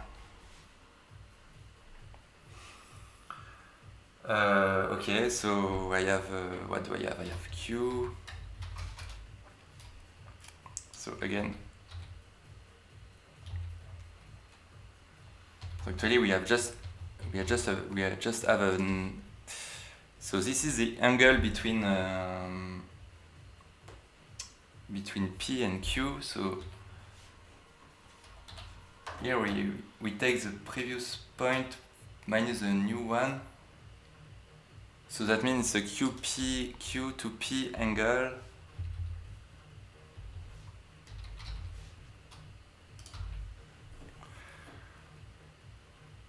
what's going on here? Oh, it's an optional? Oh, okay. Oh yeah, because this can be empty, okay. Sure.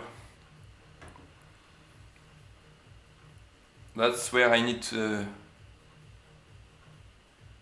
That's where I need your magic if some... but I mean, yeah, I think I can, it's a bit unsafe, but I can do unwrap. Yeah, yeah, it is. It is open source. So actually on Twitter I shared every day a new creation, and I'm sharing the source code. I mean, I'm sharing the link of the Rust, and everything is in here. So here you go. And it's yeah, I just put a CC by 4.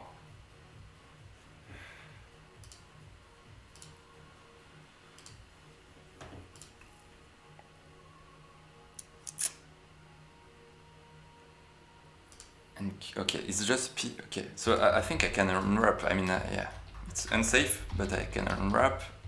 I can still do if there is nothing, just return nothing, because but that should be. It's not a normal case. You shouldn't call that function with an empty. But anyway, we can protect from that. In my case, I know it's not happening. My grouping is not creating any group. But for the sake of the algorithm.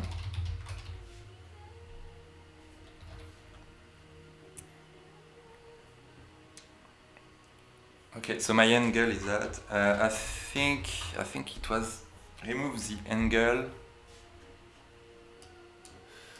So for the first point it's okay, but the second point. So this is the angle with the previous angle. This is A, and then this is going to be a one match. So I need to know this angle. So I need to remove. I don't know which side, but we'll actually know when we test it. And I'm a bit scared by the modulus, like the modulo, because we are going to be. Maybe I should not scare. This is moving from 0 to 2p, 2pi. Okay, I don't know. I think we can try one side and we'll see.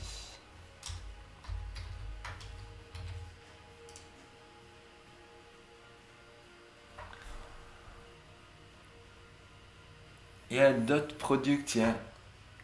I think that product is what I'm looking for. Definitely, yeah. I mean, yeah. At least it gives us, yeah, it could work.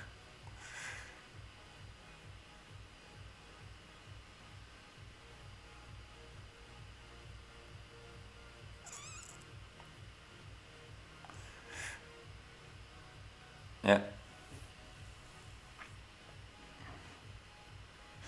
Yeah, it's making SVG. But okay, so just to give some context. So, I mean, yeah, before I was doing OpenGL, and that's true. I mean, my stream is about GLSL, but I actually doing plotting. I plot with a machine with a robot where you put a pen, and I plot this kind of drawings. So yeah, every day. It's a bit fun because you mix also some materials. I mean, use some pens, use some papers. So yeah. All right. So now I'm stuck. Not stuck, but I know I know what's going to happen. Order is not defined on floats. So I'm gonna trick the problem by converting to integer. But I need to multiply. This is a big hack. As I32.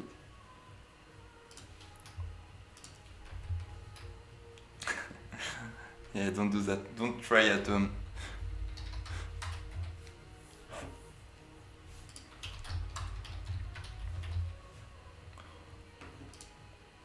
At some point we have to make some hacks. Otherwise it's not fun. Okay, so this is going to be an option again. And why would it be an option? Only if this is empty, so I'm protected here. But maybe I should just... If... Alright, so what was the syntax again? If some... Maybe match. Maybe match.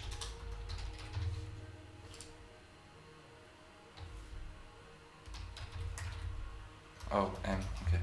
Yeah. Is this really the syntax? Whoa. I think that's it.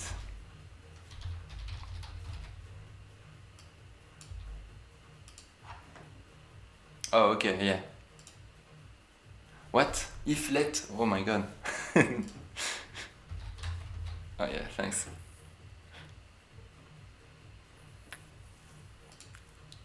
If let sum.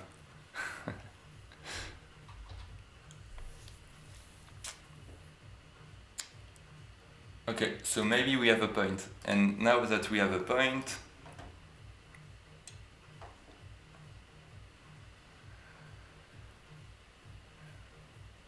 yeah, we should have removed that one.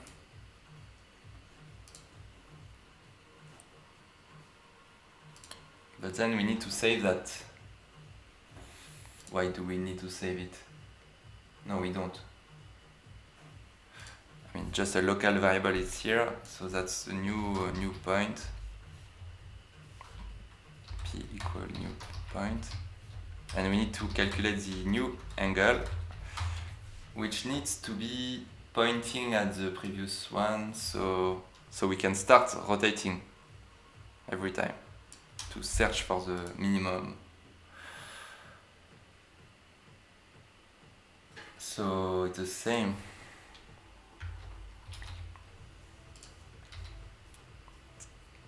Yeah, new P. It's not really beautiful, but yeah. Have you programmed? Never, but yeah. I know the language. I actually knew pretty well. I mean, a former colleague of me was a contributor of Axe, and yeah, I know. For instance, in France, there's a game company that uses it a lot. It's yeah, for game industry, it's used a bit. But yeah, it's a nice language as well.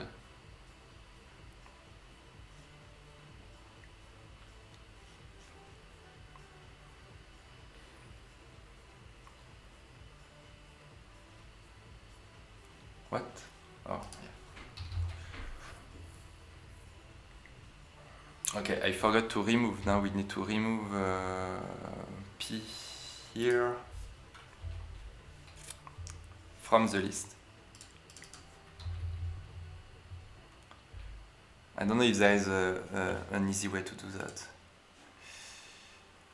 But we can index off, maybe if it exists. Okay, I need to look at vec.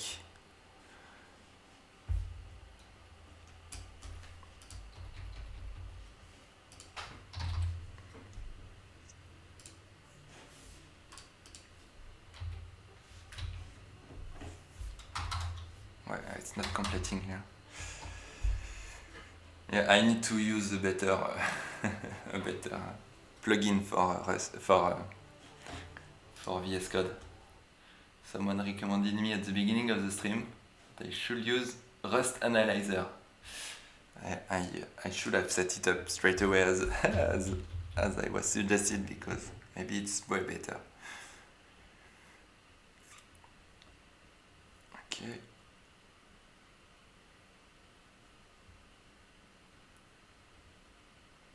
I'm searching documentation right now, because yeah, you can remove an item deprecated. Oh, okay.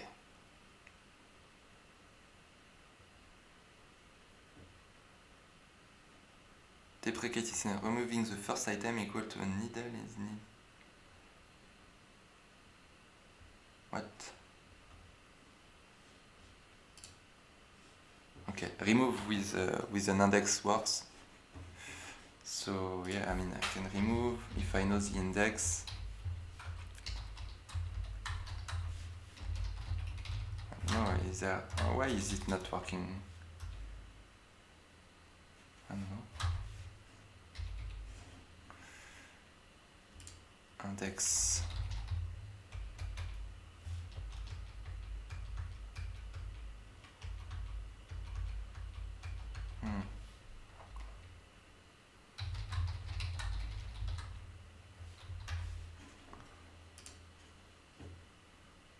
index of.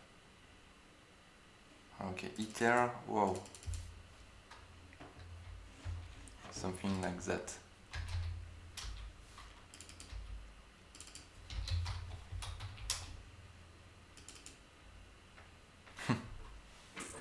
That's a bit weird.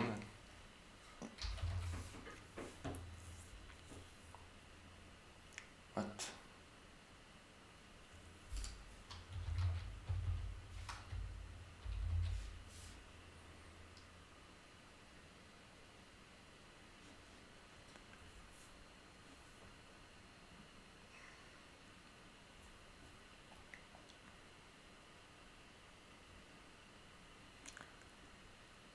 Wait, what? This is borrowed as mutable. Oh, you can borrow as immutable. Wow. So it's not, you cannot do both. Okay, when you iterate, it's over.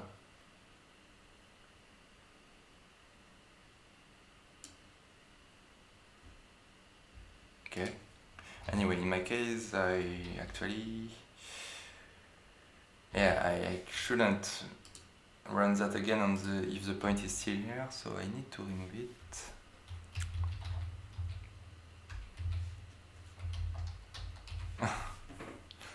Why? I mean, I can set it back and filter. That's the same, but that's, yeah, maybe because I'm mixing two.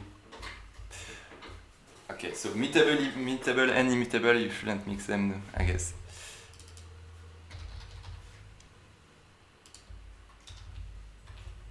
It's not.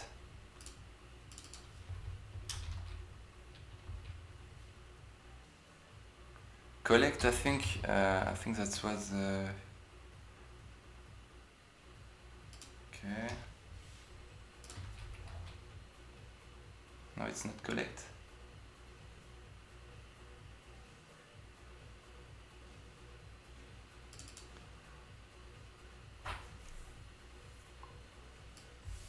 Do I need to? Yeah. What's going on here?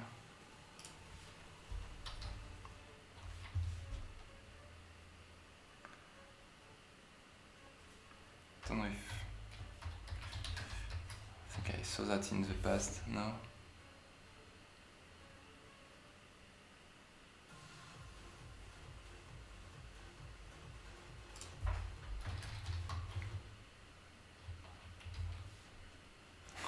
I don't know what I'm doing. Alright, so how do we filter avec now? Retain. Retain will delete every instance of the value. No, but that's just, it's gonna complain as well, right?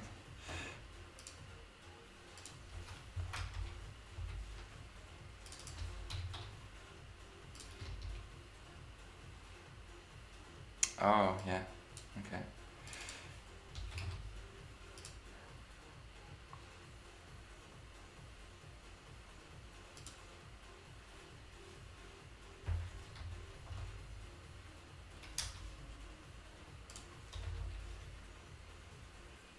Yeah, it's the same.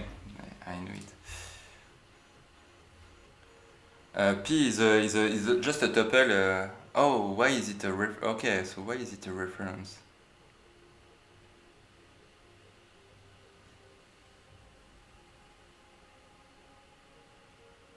Okay.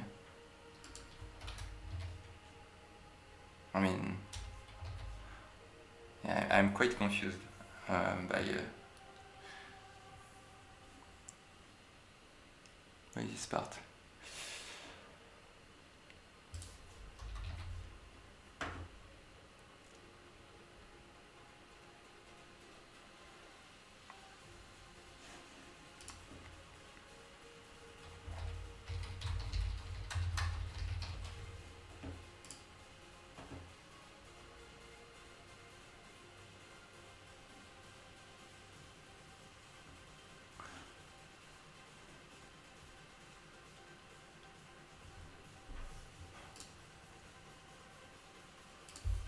Like here? No, or before, like here? Actually, candidate, I'm not using it again.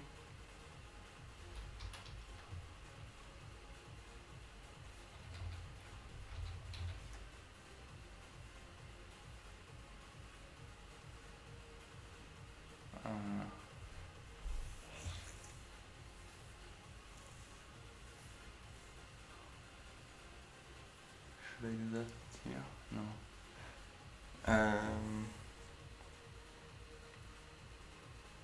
Oh, so the... Yeah. Yeah, it is.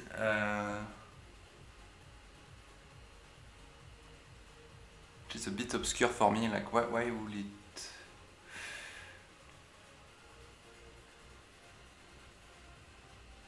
Hey!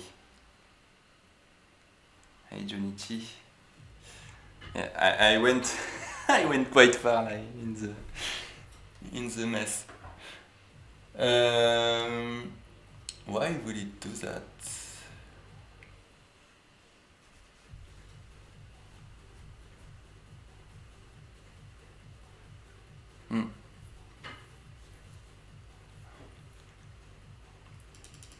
But anyway, yeah, it seems like I shouldn't mix immutable style and mutable style maybe, but because it seems like this allows me to do that, to do the retain. What was that?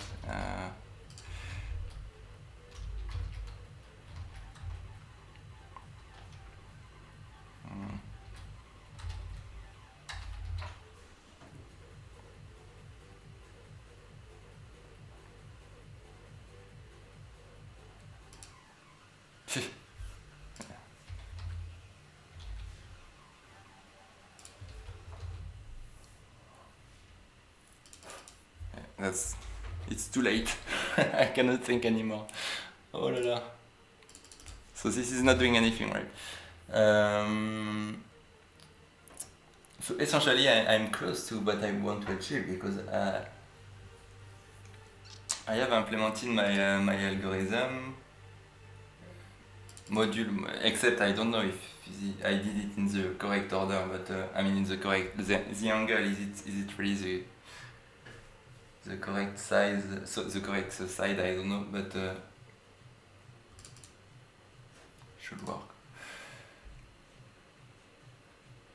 Okay, so yeah, I think I have everything except the removing.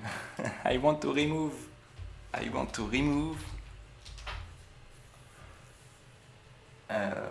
P that I have found from that logic here, but if it's getting copied, if it's copied, if it's a copy, I'm not gonna have the same reference, right? Oh. It's like I want to have an index, the index of it instead, maybe.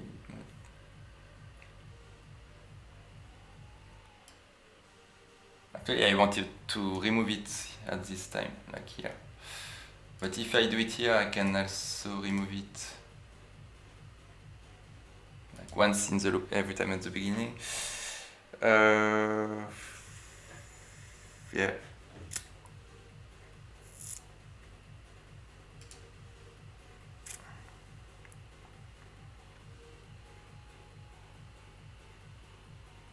Drain filter. It's gonna be the same.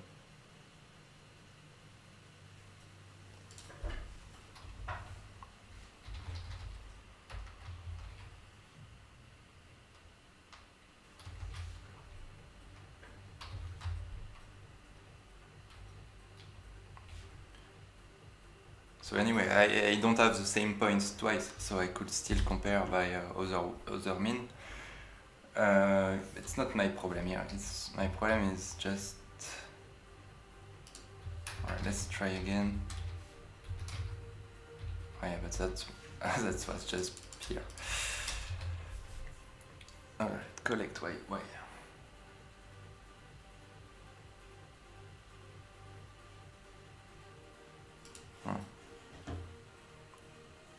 Yeah, so with iter, I think you get references at the end, right?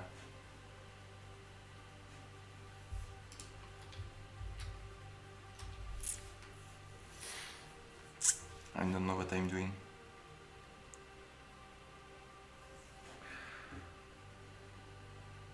Oh yeah, it sounds like I should have not changed that. Should have keep what I had before with a simple loop. Yeah.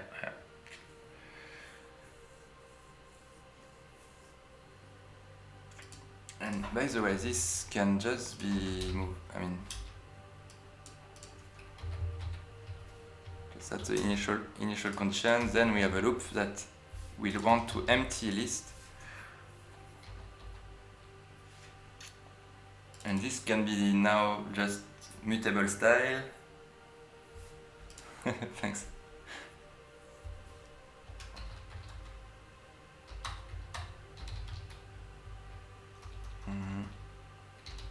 Index of, no, that's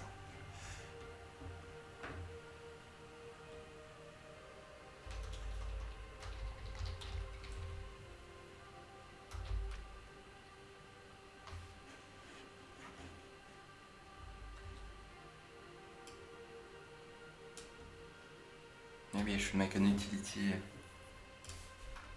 Fine. Yeah. Oh, damn it.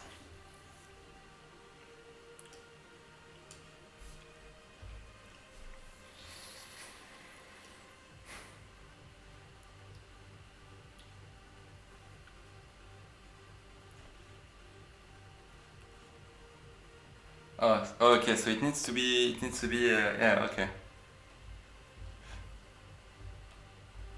Oh yeah. Okay. Because I cannot compare it, right? Yeah.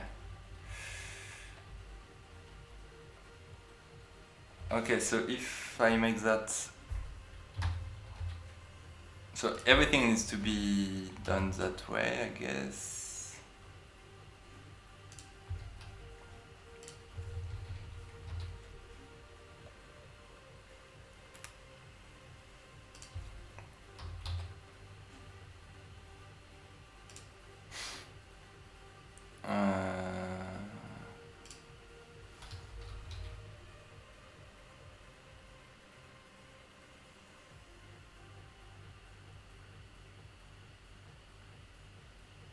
Whoa, whoa, whoa.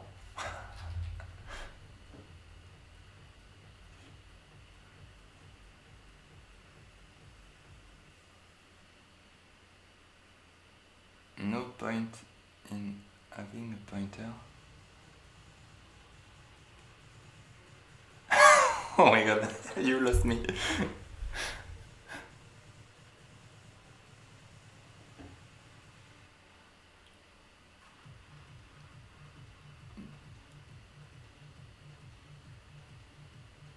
Oh yeah.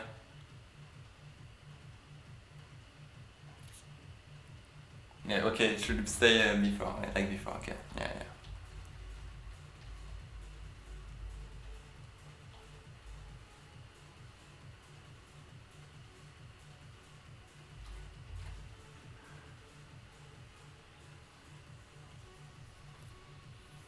Yeah, indeed.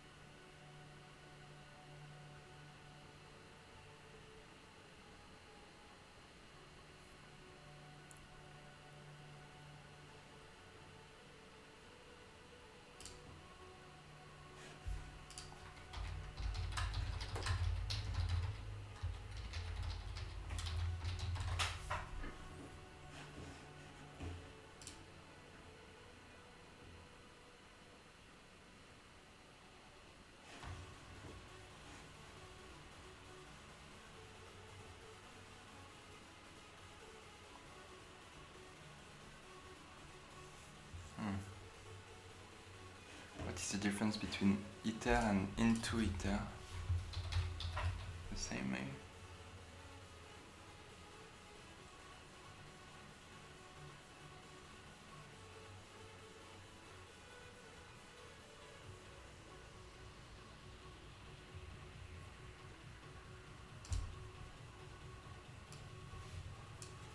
Wait, can I just do that?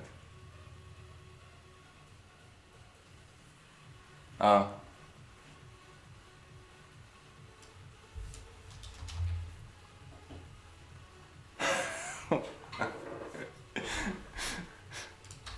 Why can I?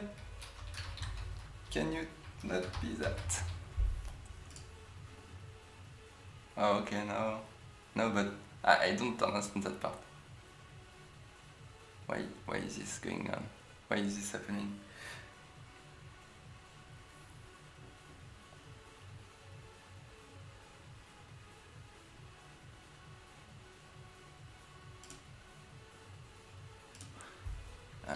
Can you do that, I think, or no? The same? Yeah.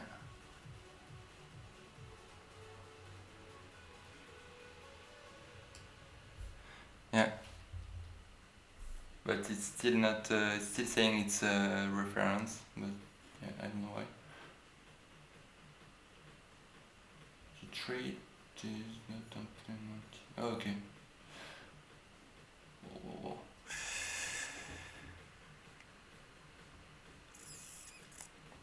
I will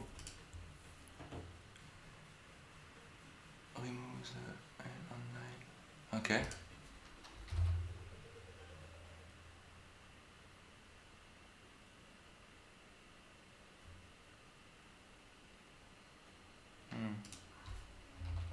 Yeah, it's something is not working now.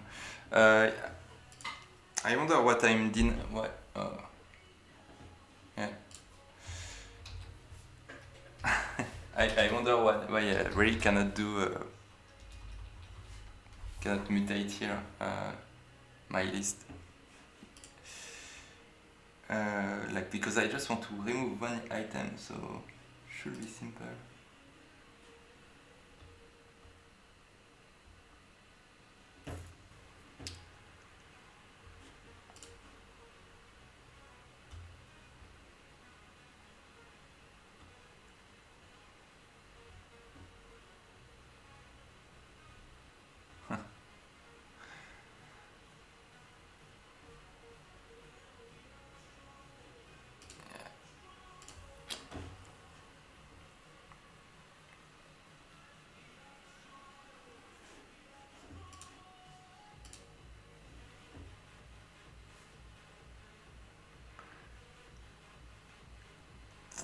Yeah. I don't know if there's another way to get the text. No.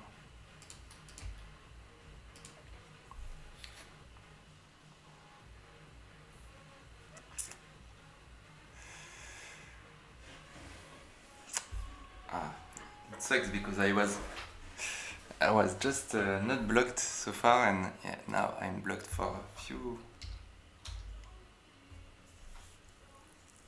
minutes now.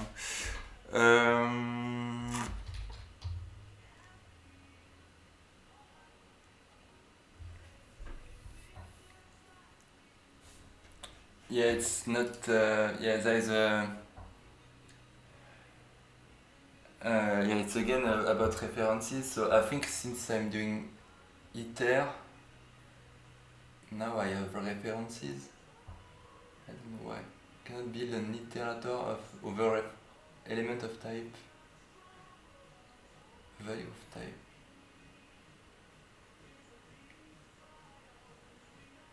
Okay. But isn't it going to consume list as you said? Oh, okay. And now, alright. What? Okay. Looks like it's compiling almost.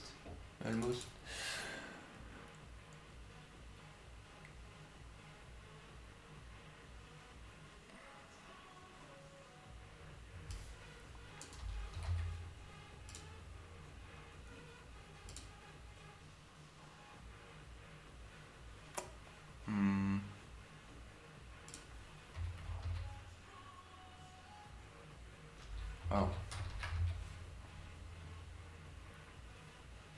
Oh yeah, because again it's coming from that.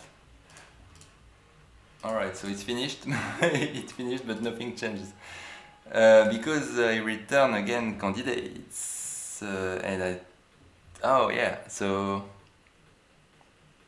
I forgot to do something, which is building up my result. Because here this is a temporary list that I use to have the remaining, like to keep in the remaining list of points, and now I also need to push the result into a vector.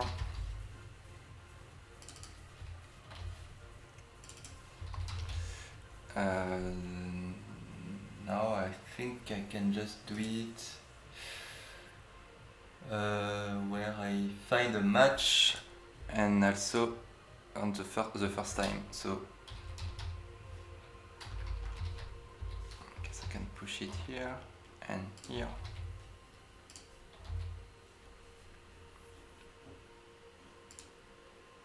Oh, it's doing something!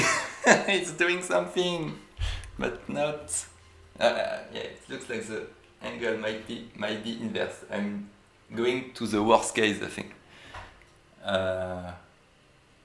So maybe I can swap that. See if oh, but also yeah. Also, oh yeah, maybe it's not that. So yeah, maybe the dot product, but.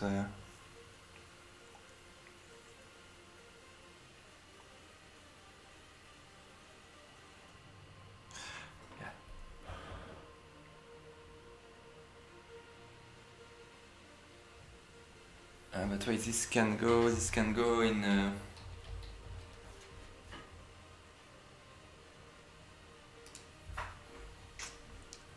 Okay, I need pi.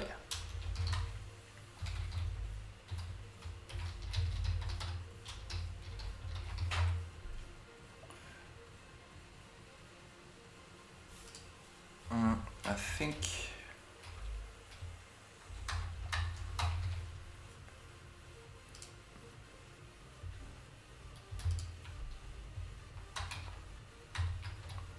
I don't know. I have no clue if this is going to fix it, but I just wonder if I should modulo. Oh yeah, okay. Modulo pi.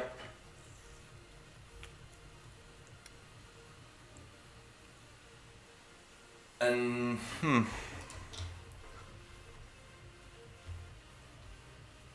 so it looks like it's working, but it's going in the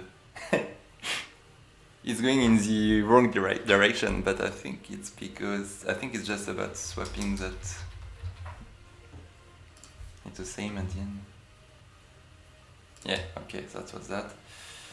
But yeah, actually we are wrong on the first case, so or maybe we are not.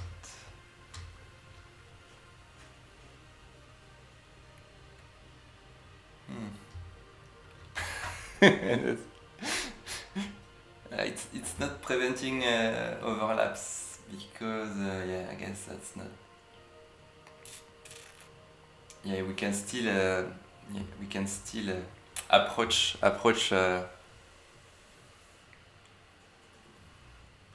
Intuitively, I don't really understand why would it happen, but maybe there is a case. Yeah. No, it's not starting in the middle. I select the highest. So the initial case is going to be the top. It's not English. It's like the most top. The point, like the highest point. So like with the y, which is like the smallest actually. Depend where is your origin, but this point, the highest one, and ouais, le plus haut, celui du haut.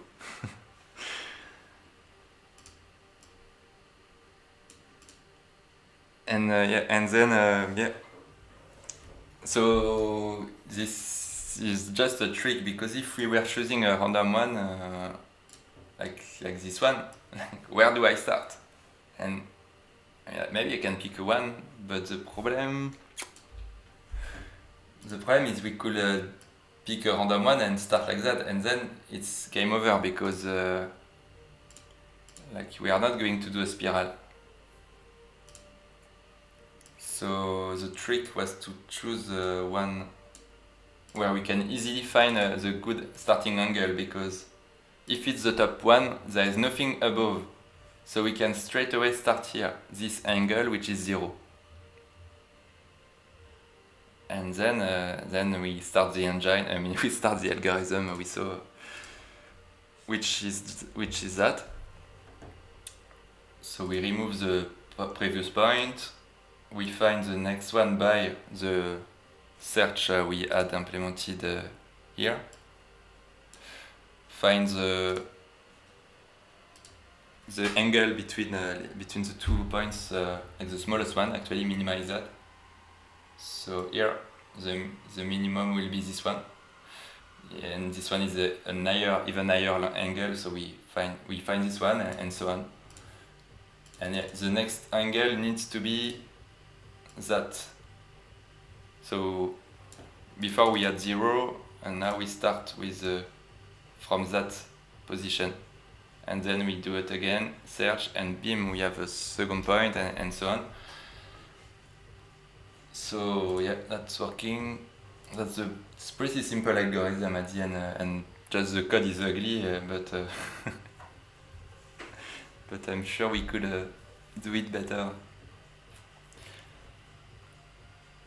Okay, so it's still doing some weird stuff. Very weird stuff. Not really straightforward. But maybe at some point it consumes all the points, and then it's just having no more choice but doing weird choice. I need to try again my so I have a script, it's a for loop in Bash, where I just generate a lot of stuff, generate a lot of results. And then I can take a look at them, find a good one that is interesting, and then I can plot that. That's usually what I will do at the end. It's funny, it looks like some kind of looking at a map with different elevation, and it's like some kind of mountains.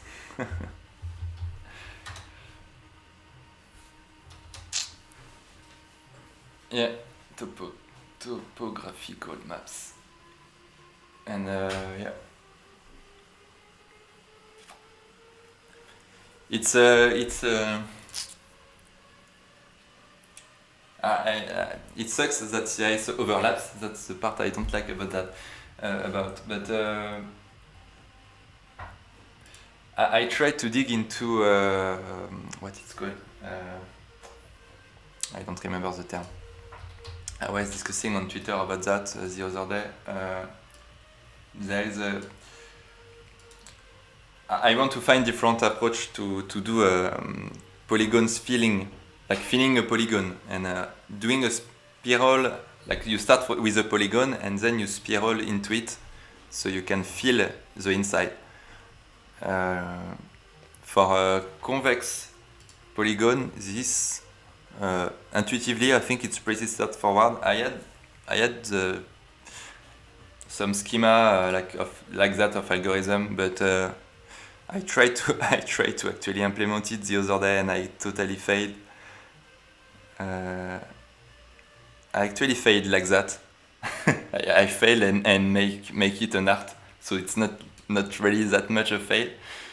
But I was trying to do that here, but actually I was not following the same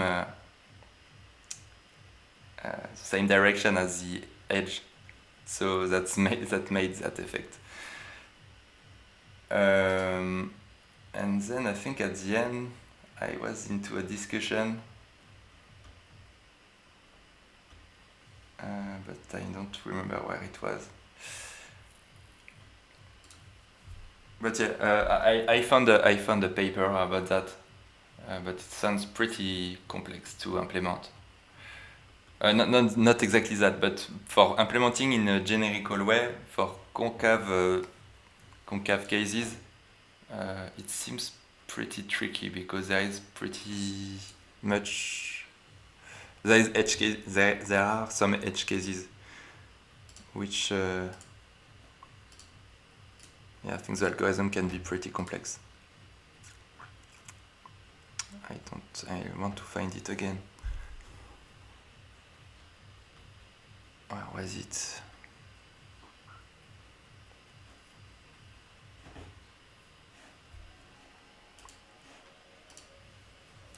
I think I should try another number of points. Maybe I can tweak some stuff. So different threshold, maybe less points, maybe different size. I think the threshold was important. Okay. Oh, yeah, it's. If I don't throw enough points, actually I have some isolated island. It's pretty bad, but if I have too much points, the big groups are too big, and maybe I should I should maximize them, truncate each groups. So yeah, I think I'm gonna do that as well, because then I still have small groups that are okay, and I don't have. It's not working. I don't want big groups. Oh, okay, that's cool.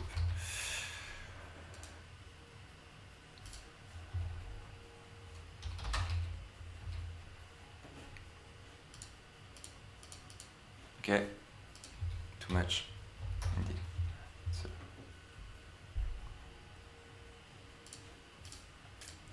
So here we have two groups that seems to overlap, which is not that straightforward, but I think that makes sense because actually it doesn't make sense a lot, but I think we could have cases where we have this kind of group, and then we have another group that is overlap, like that is around it, and that will be overlapping, and then lines will collide. So yeah, we will need to determine the polygon and making it's okay. That's part of the art.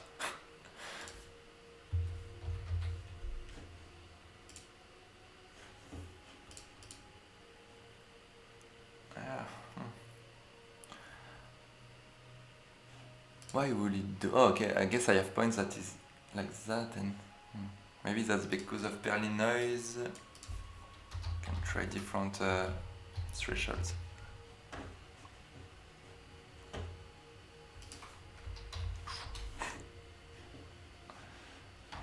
Okay, I think we can select more points here.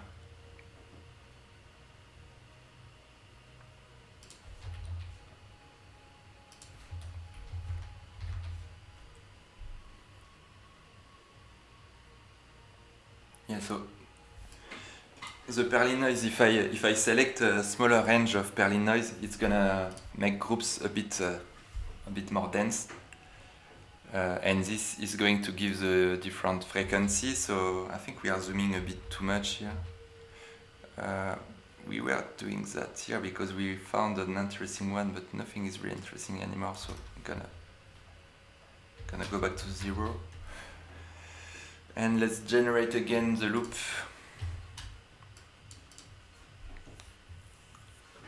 That gives an idea of what kind of different patterns we have, because the beauty of Perlin noise is it's always kind of different. That's the point. Everything is different. Everything it needs to looks a bit different, and that gives a nice diversity.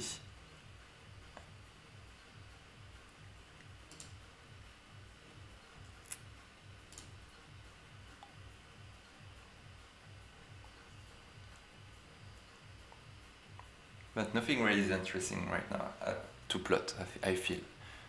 Oh, still some are interesting,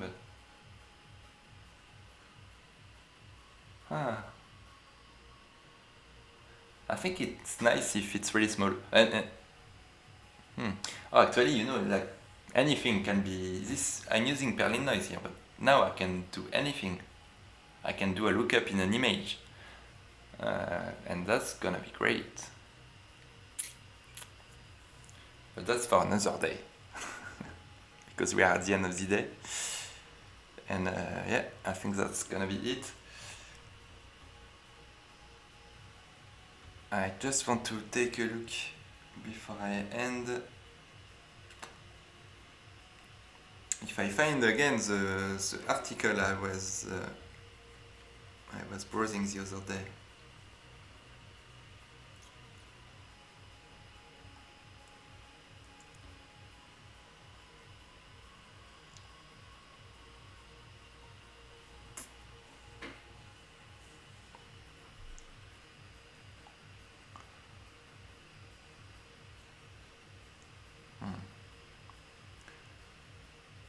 Oh, okay, that's it. That one. Okay, so there's different concepts. I mean, different. I saw another paper, but this one's from SIGGRAPH. SIGGRAPH, it was presented in SIGGRAPH 2016. Connected Fermat spirals for layer and for layer fabrication. So I guess there's a real. I mean, I think there's a real use case of that. Like, I want to fill a space. I want to fill a plan. Like complex shape, and yeah, I guess for a printer, for a 3D printer maybe, or like filling for anything industrial, I guess, could be at use, could be using that. Could need to do that. Yeah. So yeah, that seems pretty complex.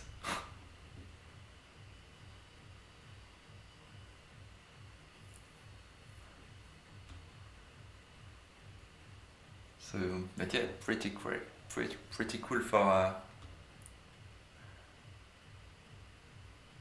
Wow, there is a big paper.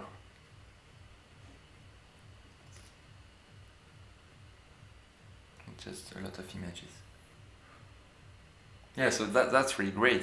Like, imagine just plotting that. That must be so cool to watch. That's great.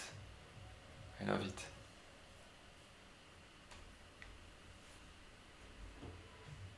So it's a really great paper.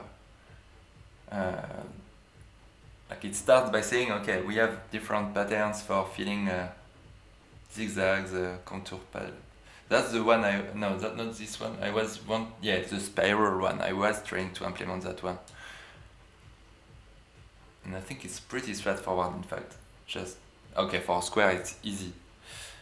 For a square, all of these are quite straightforward to figure out. But indeed, not the simplest case. Yeah, now, good luck on this one.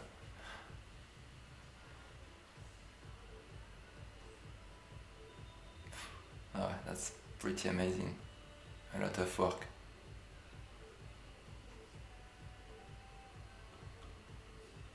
All right.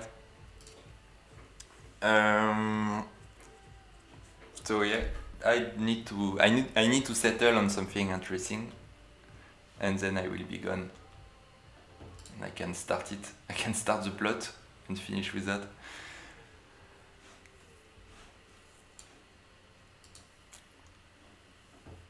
Okay.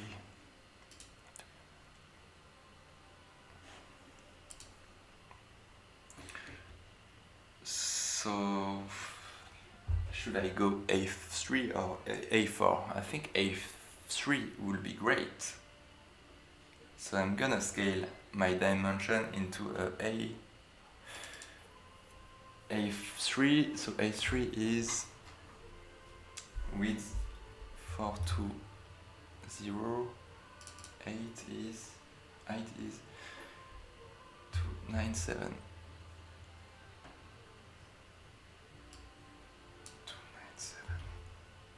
I think I should make utilities for that. I'm always doing that, so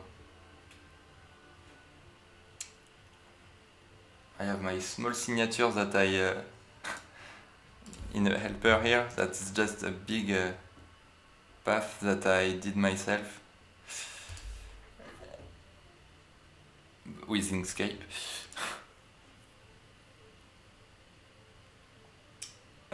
Okay, this is going to be in the middle.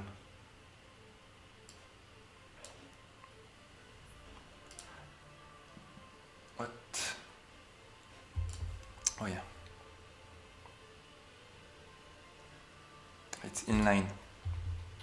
Okay, I think I can cover the full A3 space. But will it be great if we are not gonna be the ratio is not gonna be respected, so that sucks if we do that way.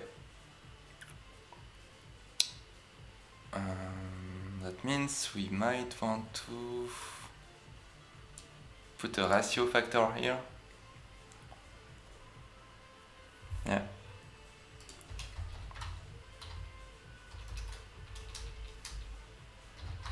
Yeah, just put a variable which is going to be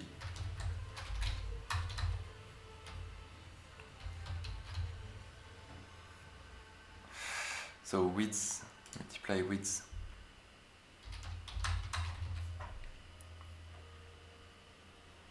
And this is going to be a bit compressed. Oh yeah. Okay, so yeah, now I need to play with that value, which is going to be the 8 height. 280.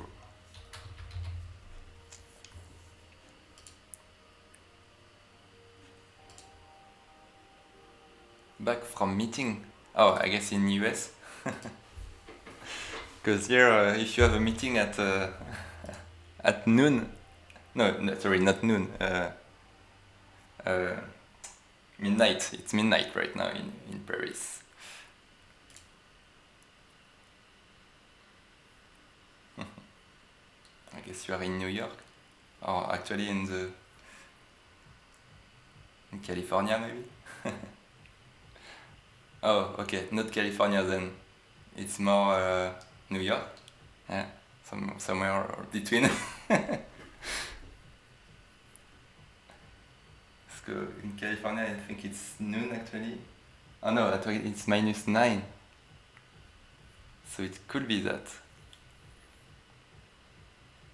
Yeah, yeah, it's -6. So yeah, you are right. You must be in California somewhere on the west coast. Yeah.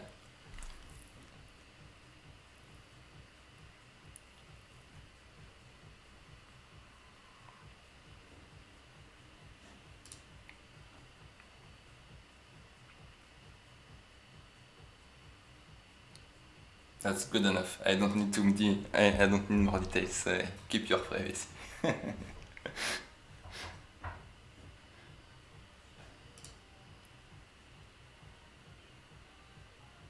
Why is it doing? It's funny. It's square. Like this is like a square.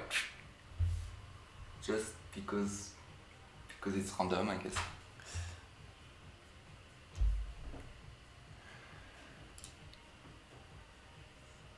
Alright, so I don't know where this will go, the signature, but depends where the thing are, but don't really care. I can push it somewhere else.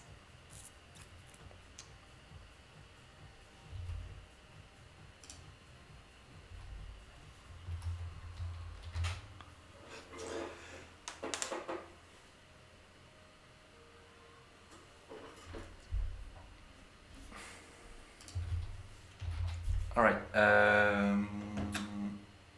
I want to have more groups. I want to make them smaller. I want to probably tweak a bunch of things. So that's where usually we will try to move up all the stuff that actually are more variables than constants, and maybe this can be parameters of scripts, and then just iterate on different values. So yeah, like this is a sampling, number of samples,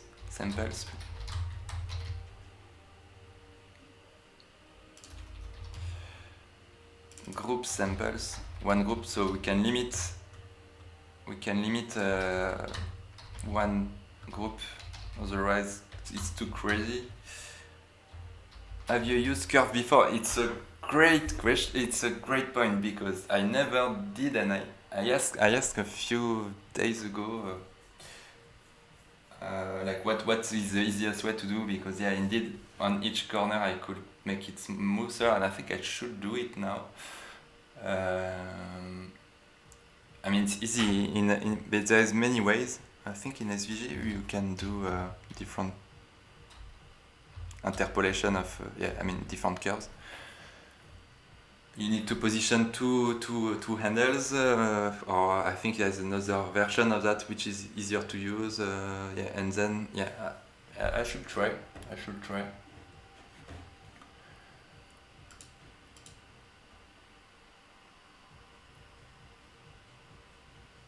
Okay, threshold. And then we have a frequency. Noise frequency. Noise frequency, I guess.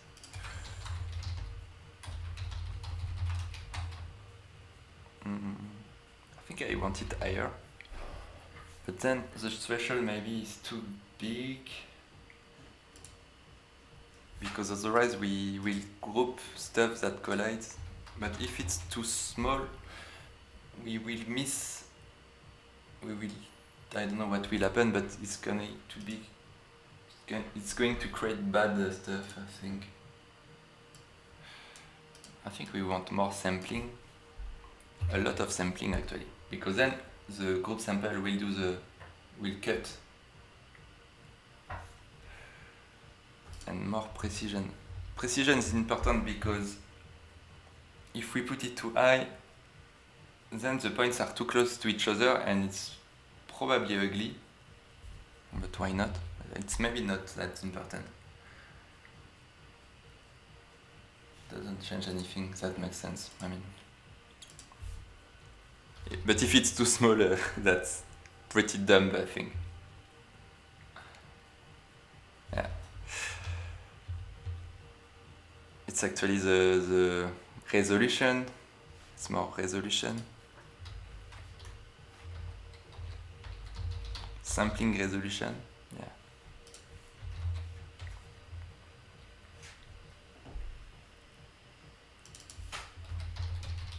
I think I can put 1000.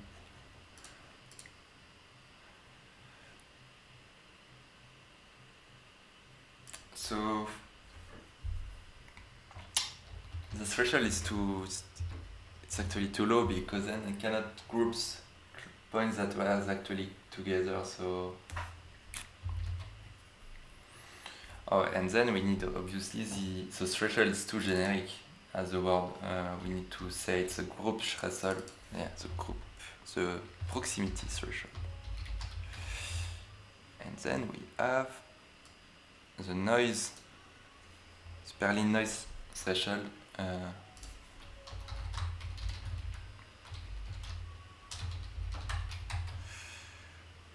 Can try the other way, higher than.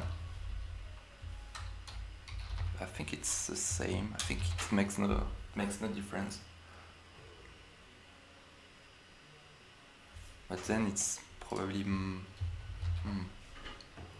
maybe it does.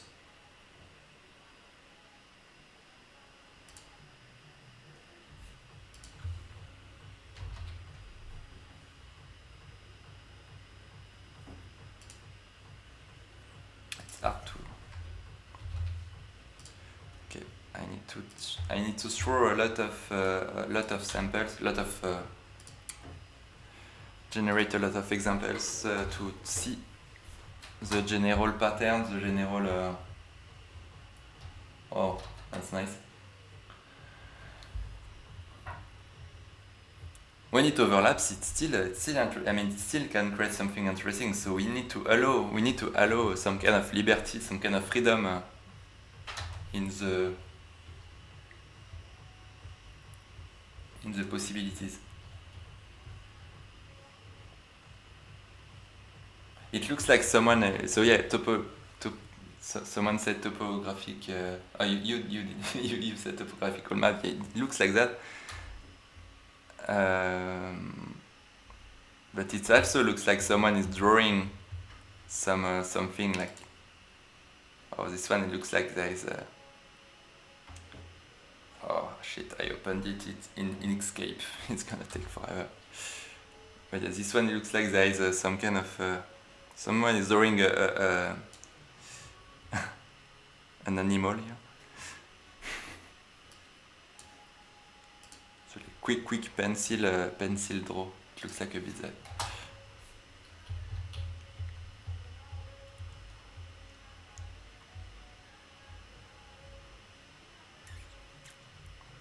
It's like flipper and.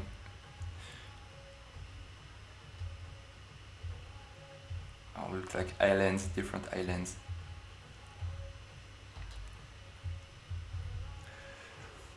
So if I will use curves, it will kill a bit that nice aspect. Like having some kind of rough angle is still great. It still can.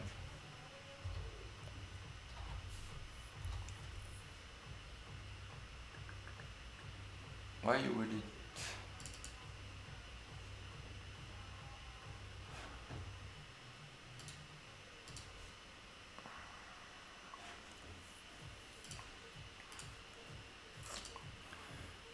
Oh, it's still generating. It's still generating a lot of samples.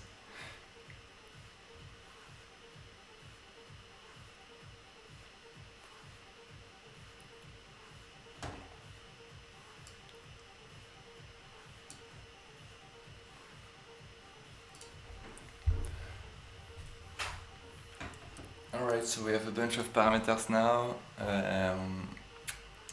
We don't need the random generator to be really different. It's just selecting a subset of candidates anyway. What's important is the number of samples.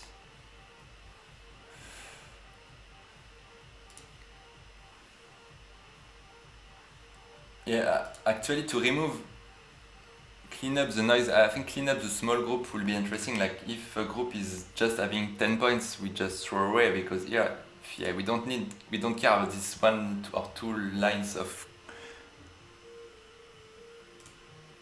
And then we could calculate the area, and if it's too small as well, we can drop it. But for the Perlin noise is great in that things are going to be distanced. That's give a good pattern for that. Then we have the problem of the group overlaps, which is a bit more tricky because I guess statistically you have less chance to have this problem, but sometimes you can have this overlap when you have a line of dots that going around the other group. But actually it gives some kind of charm to it, so I will keep it in a. Why not? I don't know this algorithm. Ramer-Godot-Glass algorithm. Alright, I have the French version of it when I search it. It's interesting, yeah. Oh yeah, so optimizing path at the end, yeah.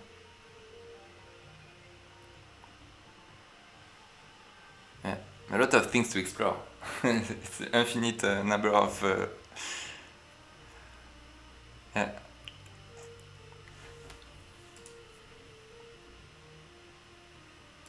But yeah, I think we could find a lot of optimization indeed. Yeah, I think if group length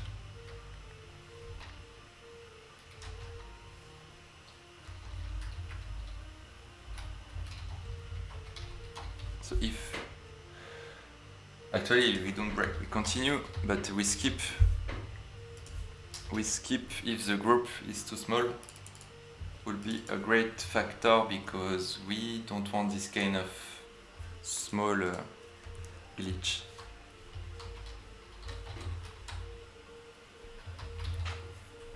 It's maybe too much. I think 20 is fine.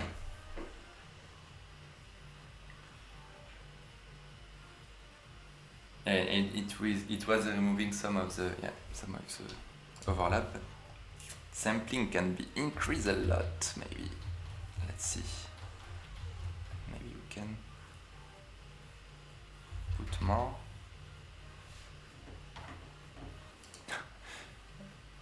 I'm gonna burn all my pens. it's gonna take forever to draw if I put too much lines. But I mean that's the plan.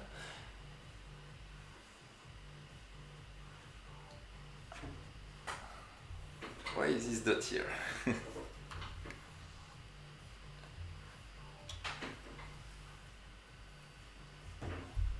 Okay, I guess. Let's see if I can. If it grows more. Okay, it makes a big island. And then tiny less. It's really hard to tweak. It's gonna be really hard to tweak to find something interesting. Well, but I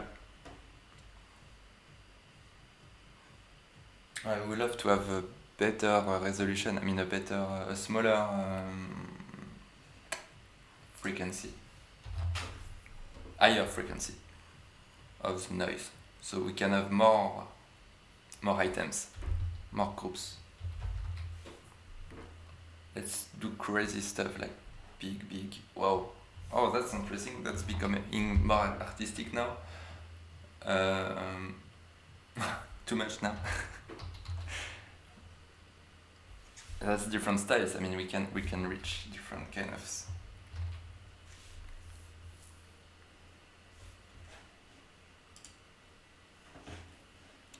Yeah, I like that one.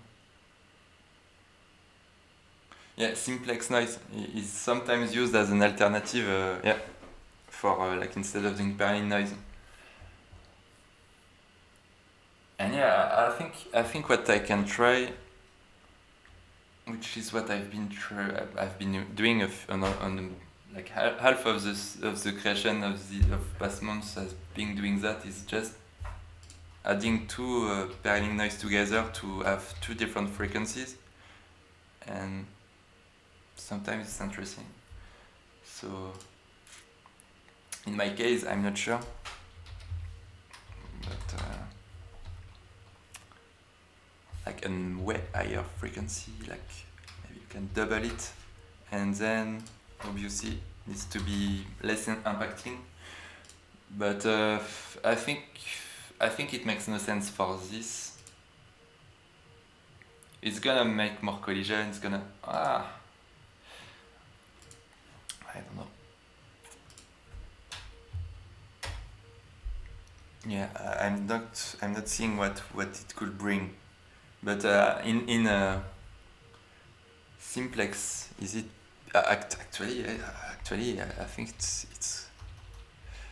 it's the same. Maybe it's a small difference. Perlin noise is okay, it's different. I mean, they discuss about the advantage of one over the other. So, but Perlin noise was invented by by Ken Perlin for and it was made for Tron, for the first movie, first Tron movie, because he wanted to have more complex texture and less robotic. I mean, less not too simple texture, more variety and yeah. But I think it's more efficient. That's what I remember, like from simplex noise. But I guess I definitely should try should try simplex noise as an alternative, as probably better alternative next time. Oh, that's really great.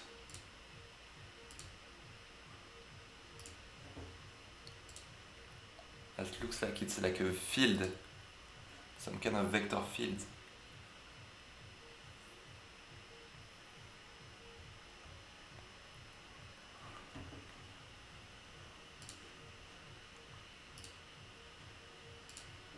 Oh my god, it's still running.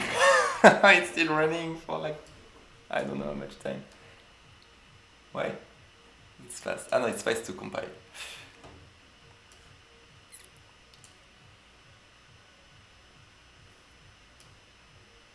I don't know what's slow about that. Or maybe a lot of samples, yeah, a lot of samples. And big resolution, so 2 big loops.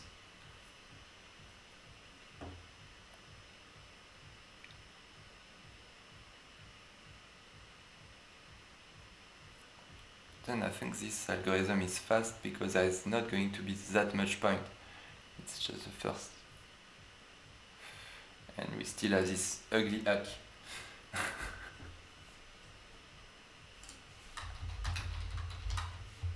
No, hard for floats.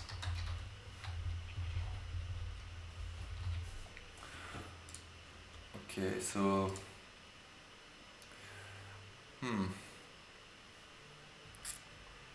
I feel I should still combine 2 Perlin noise together because like 2 frequency. So we have one big island and then smaller islands, which will be inside. But it needs to be really big and yeah, I don't know.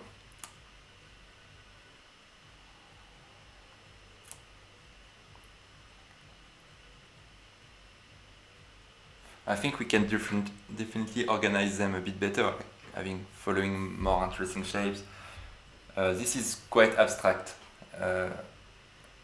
but later I can do an image. I can put an image and just try to sample an image, find groups in it, and then plot that. Yeah, like for this one. But this one will have been one group. This one, yeah. It will not have been interesting because it's not it's not a convex polygon. So if it's not a convex polygon, I think this method is a big fail because where is it? Where is my diagram? It's lost. But yeah. It's only making a convex, not a concave polygon.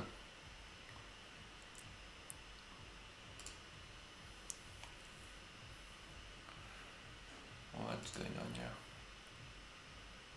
Sometimes there's just one point in the middle that just that's where we need to have some kind of elimination. But it's the beauty of it. Whoa, what's going on here? Oh, okay, too far, too fast. One of them was a bit weird. Okay, I think how much? Okay, so I think I put too much values.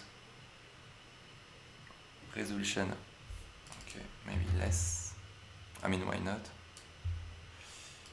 Sample, we don't need that much. Group size, I don't know. Actually, we.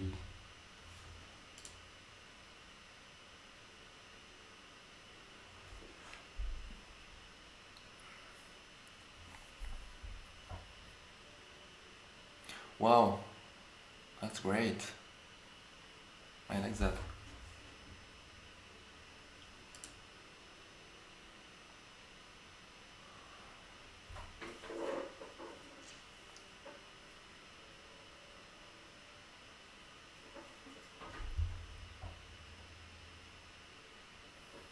Mhm.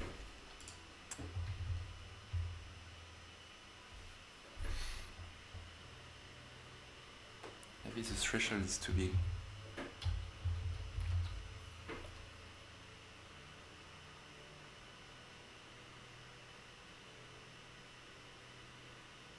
Oh.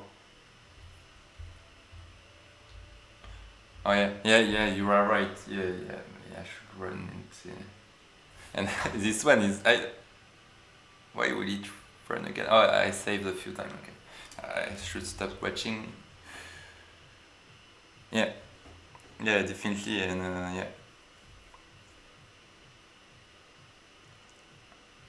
At some point, I will use some kind of AI or like algorithm that takes a lot of time, like the traveling, this one, the traveling salesman problem is really slow. So this one was in determined in 1 hour, and still have some defaults, some bad parts. So I could run that for yeah for a night. But you okay? So in release mode, it's more efficient, right? Okay, so I should have known that because maybe it was actually just because of debug mode. Yeah. Okay. Yeah, definitely should have done that in release mode. Okay, so yeah, release mode is like compiling and whoosh, it's a huge yeah. It's gonna generate some file, I guess, some binaries. Yeah. So next time I will know. Thanks.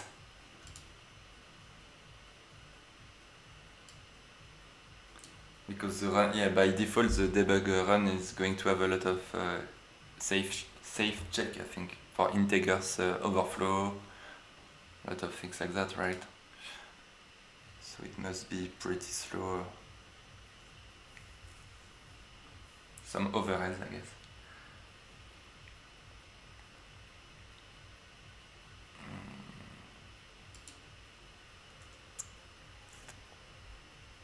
Oh, I did kept that code. That's why it was actually doing that. Okay.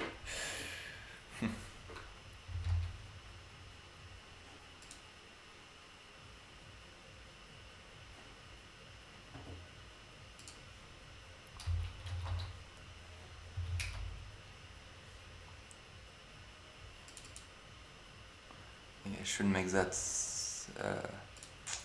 a config, like a vector of configs, because then it's not. Anyway, that's overkill at this point. Cat can have a frequency and an amplitude. Should make that. Yeah.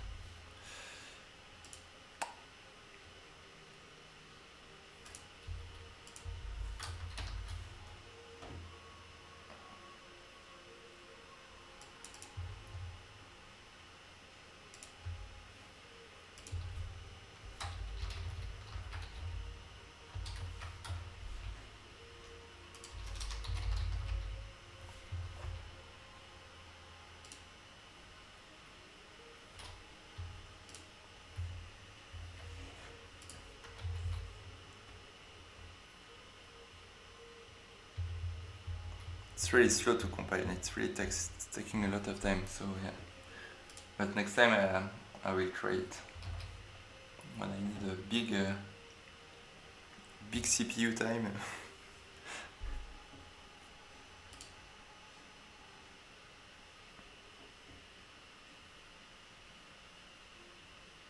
Okay. Frequency 1 is 10, frequency 2. So what should I do? Should I flip the both? It's going to be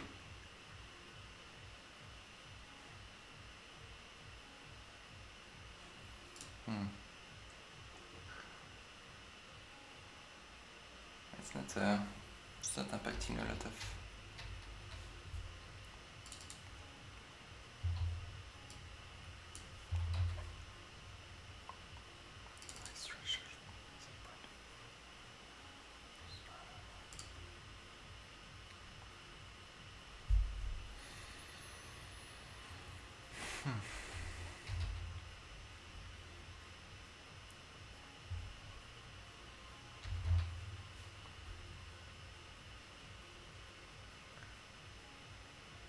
Proximity threshold 0.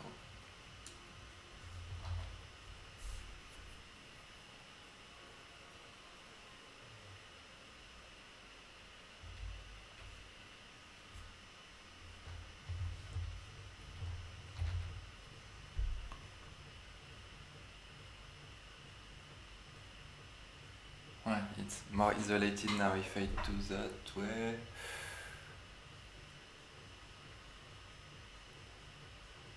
Yeah, this parameter is the most important one. It's the threshold of the proximity that really splits the groups.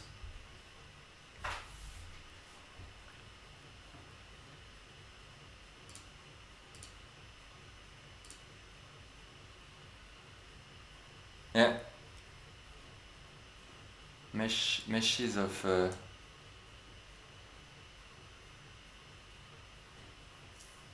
yeah, and well, yeah, I saw that somewhere. Oh yeah, on Axidro itself, like Axidro, they have some demos.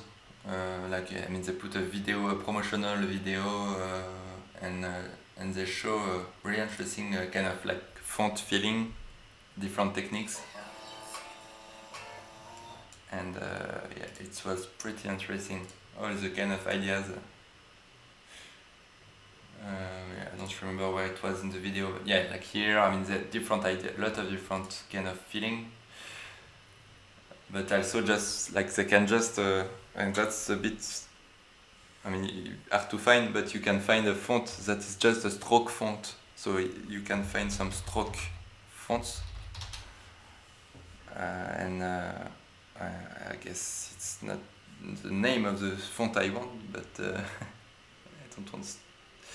Anyway, I think there's a name like end right and written stroke font maybe. But anyway, there is a way to find some and then plug that into that. But yeah, I mean, I want to be able to try that from Rust as well, like write text, rasterize some text from Rust. But then it does not sound so trivial. So how do you use a font from a programming language like TTF or like, yeah, I need to dive into that to try to see. But yeah, I would like to play with that.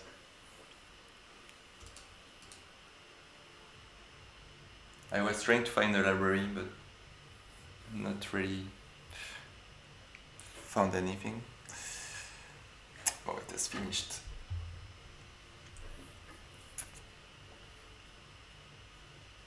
I don't know what to do.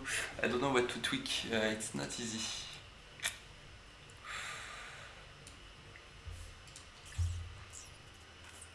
Maybe I can make that more important, but with higher, like smaller frequency. Okay, yeah. It makes big groups, but at the same time small groups. TTF parser. Okay, nice.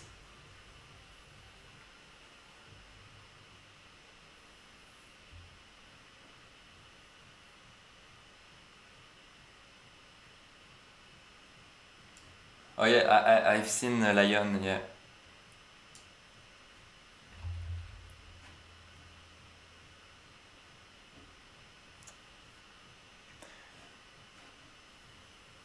Yeah, need to dive into that.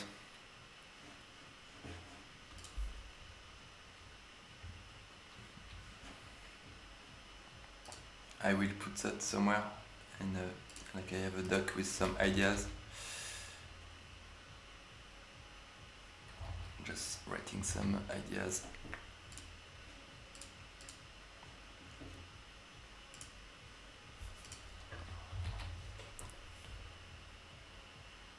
I think I want my Perlin noise to have a smaller change of seed when it has different frequencies, otherwise it's just the scale of the same thing.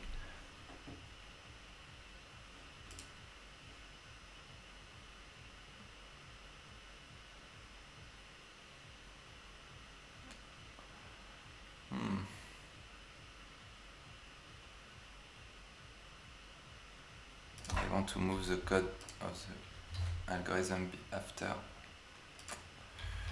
Alright, because it's done.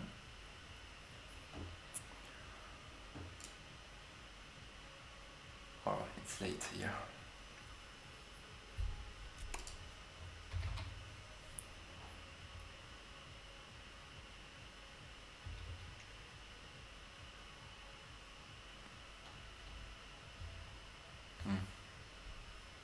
If I put one.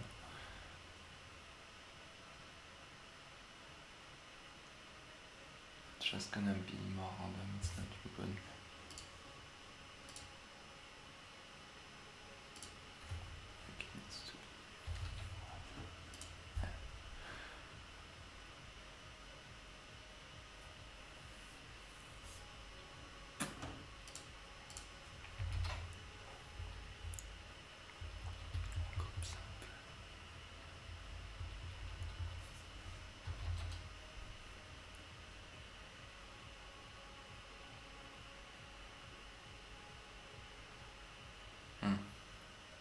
Yeah, more I have sampling, more I will have a chance to get points.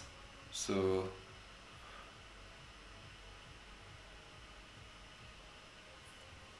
that makes this too big then.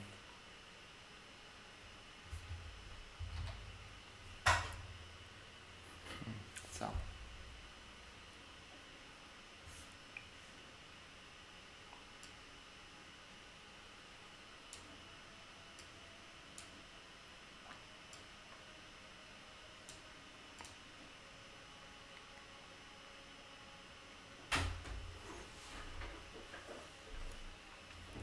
It's too... because if I look from really far away, it's not gonna be great. It's just a bunch of stuff. So I should not put too much frequency. But then how this is going to collide? Threshold. Increase.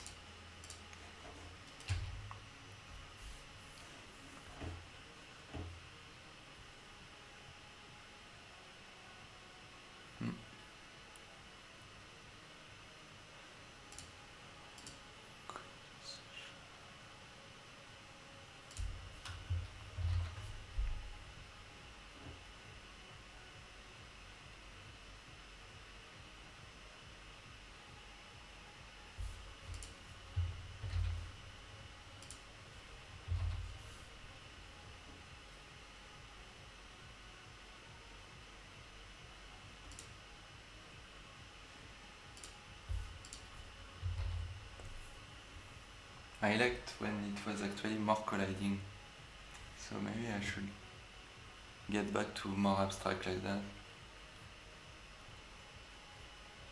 And it was because of that.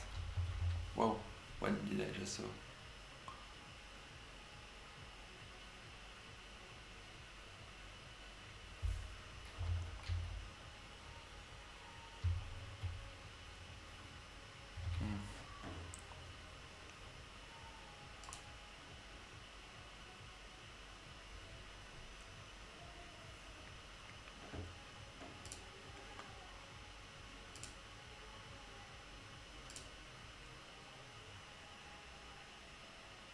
It was around 20, there was something interesting.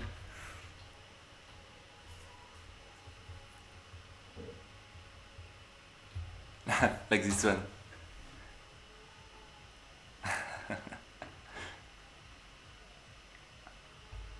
Like a boat appear from randomness.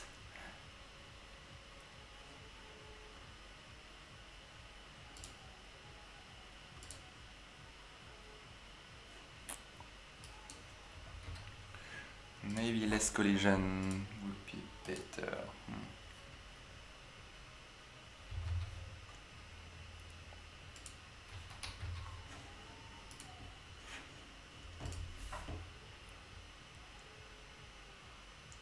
I like this one. Yeah, that's much better kind of.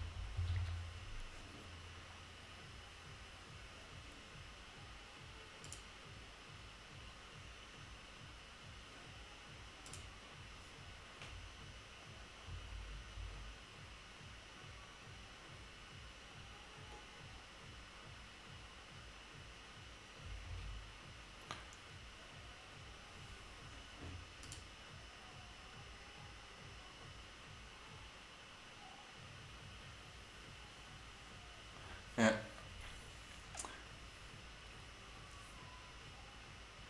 Yeah, making some group connecting randomly will give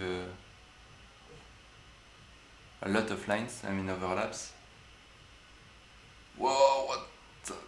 What? I like when the groups, when the I don't know how to explain it, but sometimes you have some kind of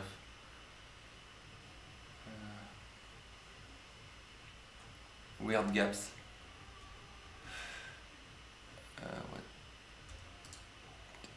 What was the one?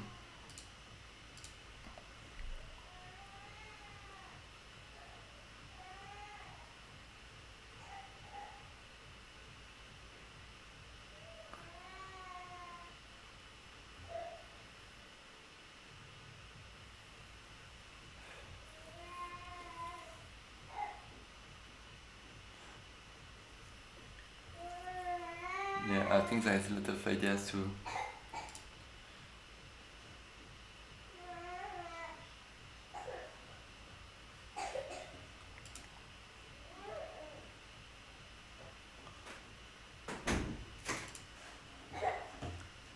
Well done.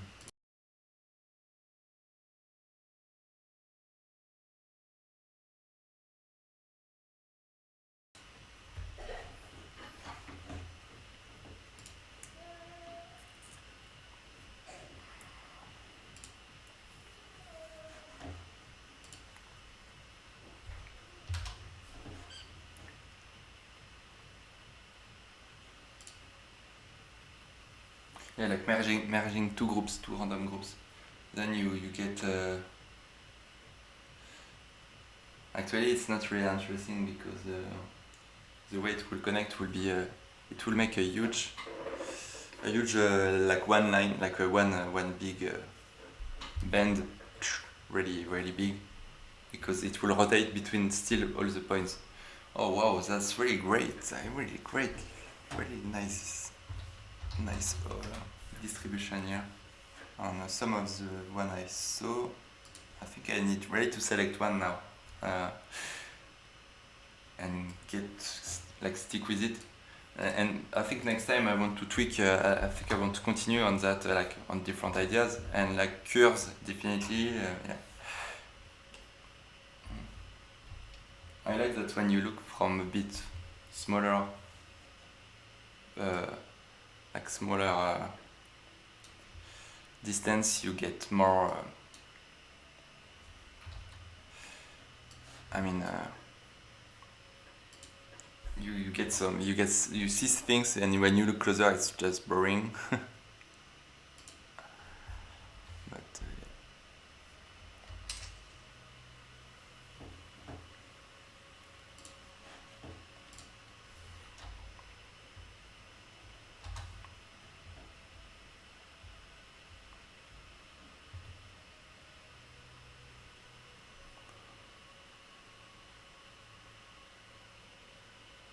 But thinking what rotates the other direction. Like you mean the oh yeah the spiral will rotate on the other side? Or do you mean mirroring the same group will get picked up by the eye? Oh, okay, I see what you mean. Yeah, I could randomize the ordering. Like could have a boolean.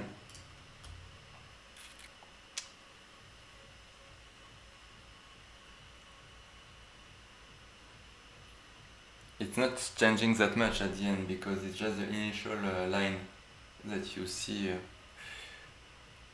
that will change. Wow, I like that.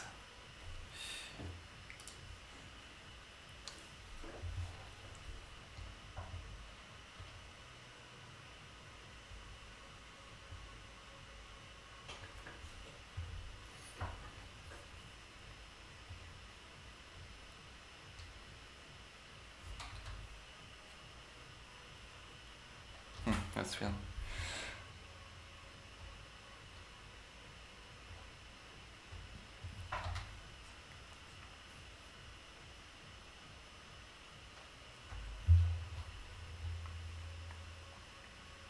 I like when it's doing these kind of things.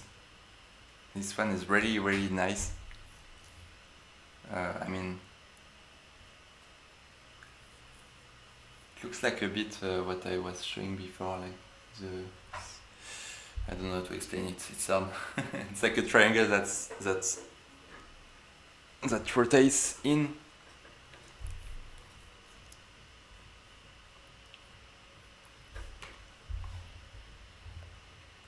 I think we get a bunch of them that looks like a bit like that. Ah, this one's have glitches. Like this one is great as well.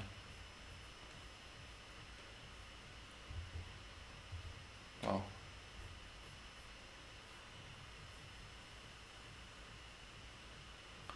But yeah, I think with curves it could be interesting, but it could also be I don't know. We will have to try. That's nice. I like these kind of things.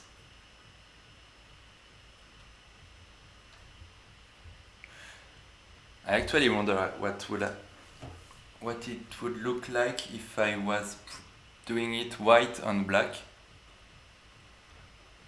instead of black on white.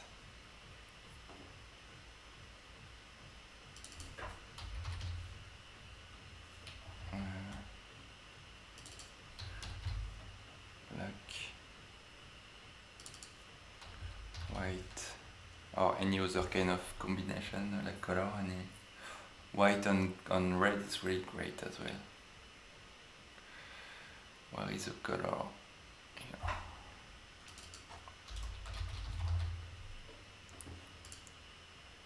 And different size, stroke size. I need to run again.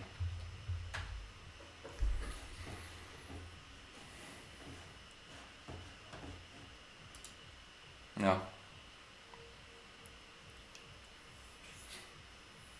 It's different, but I don't like it. Sometimes it works, but here it doesn't.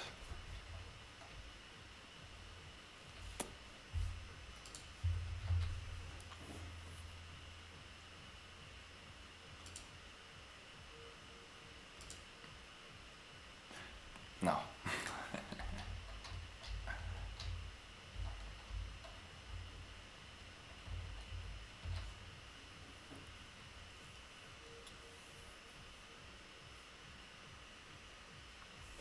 I have many colors, I have many possibilities.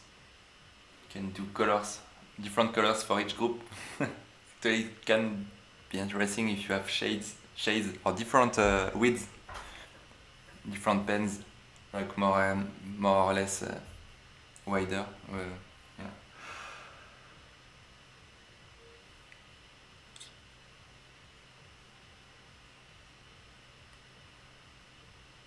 So yeah, I think I will have to find one still. Still need to find one. Oh wow, I like this kind of variety. We need to have variety, yeah, different kind of. Okay, I need to regen again.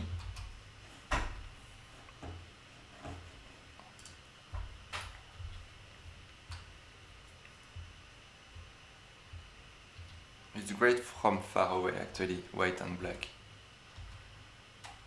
But still I prefer the.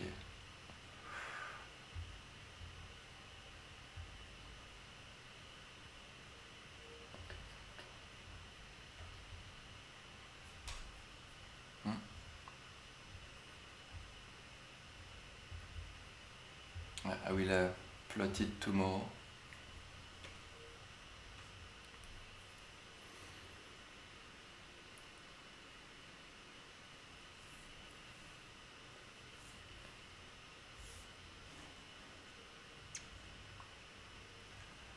I don't know if I have something unreleased for today, for the day before actually.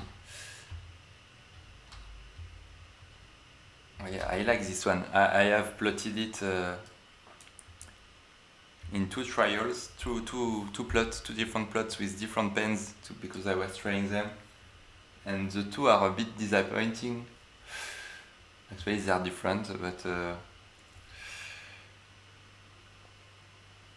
like this one is simpler in terms algorithmic. Like the code is really simpler than what we just did, but because it's just a field, it's just a vector field, just different and two different colors. It's actually a polar vector field with and the lines start at a different position around a spiral.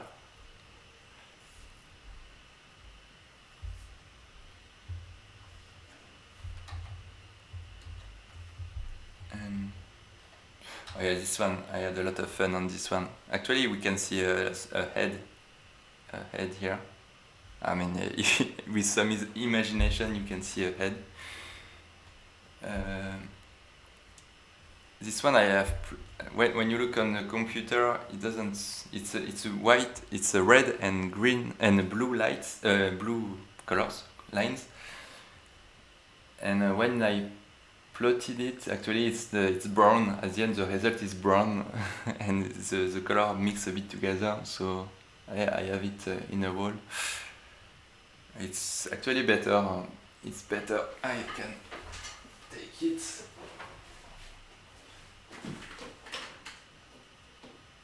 Where is it? Yeah, I think I have it. It looks it looks much better when you when you plot it. But yeah, it took quite a lot of time. I should put it here. But if it's working. Hello.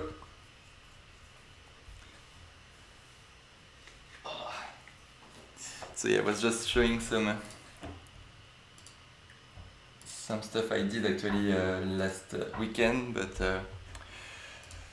so yeah, tonight I did that, and yeah, I still haven't really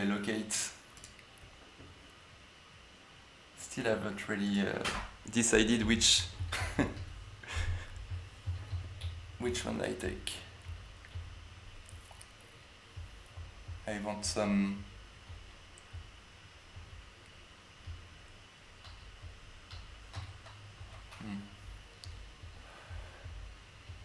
I like that one.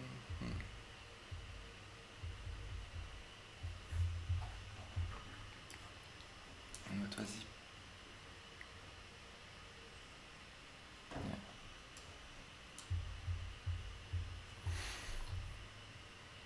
Yeah. This one is fun. We have. I think we have 2 groups, or actually maybe 4. One. No, I don't know. Oh yeah, there is one here, one here, maybe even one here. Yeah, a bunch of groups.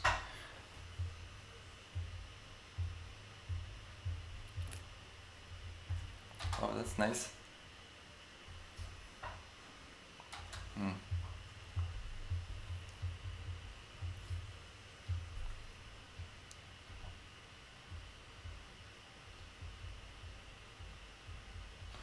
I liked when it had more frequency actually. But yeah, we cannot have everything. I think that might be this one. 73 is great. I like the triangle here.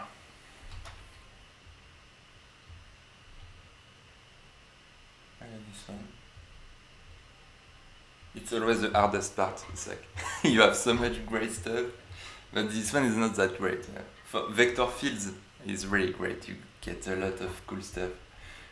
This one is just simple noise. There is not so many combination. There's so many variety, but I think at some point here I'm just exploring basic stuff and I'm still at the basics. But at some point I should try to combine all the stuff I explore. Like okay, let's try to do these ideas, but then we combine it with vector fields and with that and that and that, and then wow, you can maybe.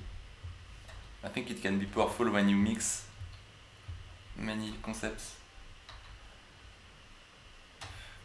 I like the complexity of this one. Why is it zoomed like that? Okay, yeah, I don't know.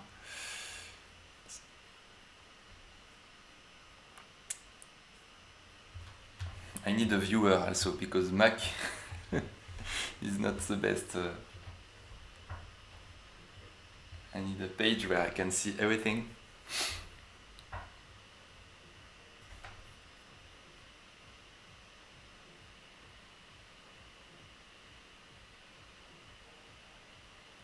Yeah. Yeah, curve in the middle. Yeah, definitely combining as well is great. And indeed with like with Voronoi, like this kind of stuff, it's great. Voronoi with using like the cells of Voronoi to do something inside is great. It can be interesting. Wow.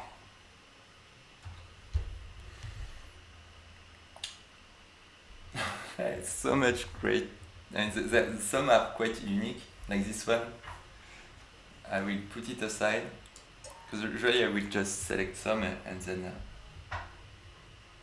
and I will see.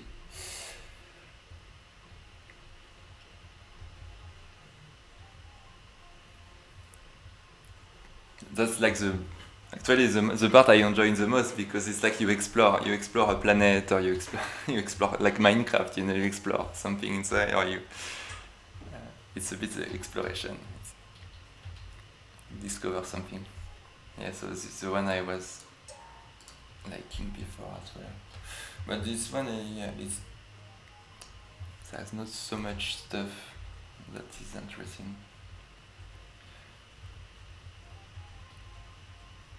And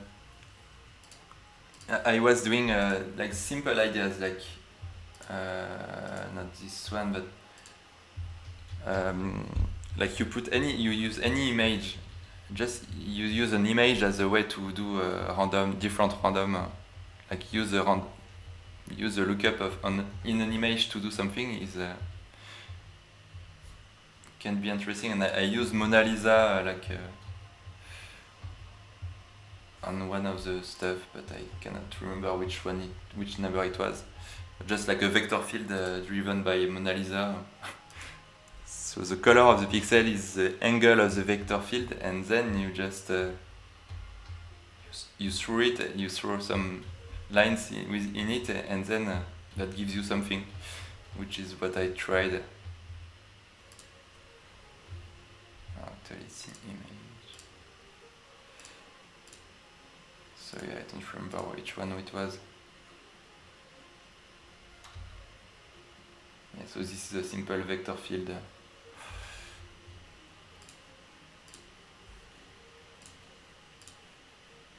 Yeah, this one isn't interesting. Yeah, that's vector field. So yeah, this one. So yeah, it's not that interesting, but yeah, need to find some good AI, some good ways to do lines for making an image. And what's interesting, what's funny about this one is it looks like an edge detection. When you apply edge detection on an image, that will highlight in black the edges of your where the color differs a lot, and it makes sense because the vector field follows the colors, so follows the white and black of the image, and then that means when you have contrast, it's gonna attract a lot of lines. So yeah.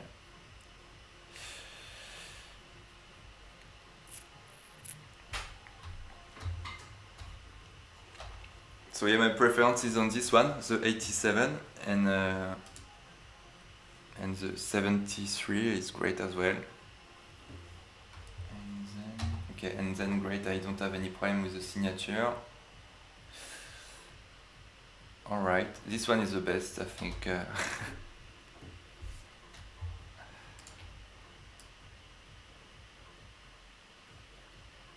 So I need to move it back to where it belongs.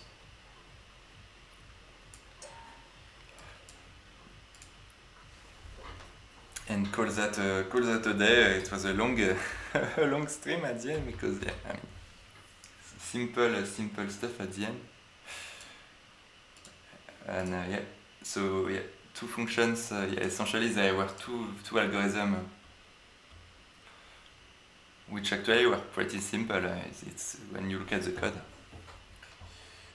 But yeah. So I think up. We can release that. Oh shit! I renamed it. Okay, up. I can release that as is.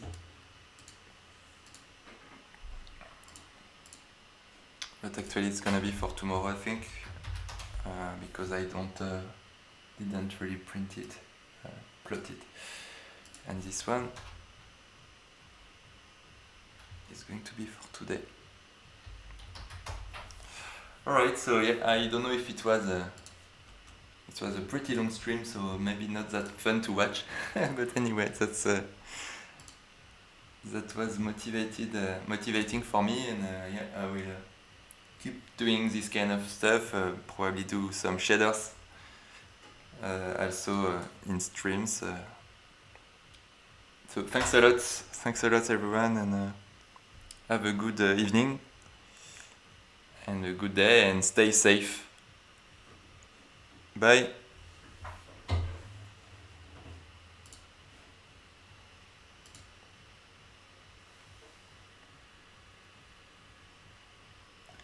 Thanks, bye.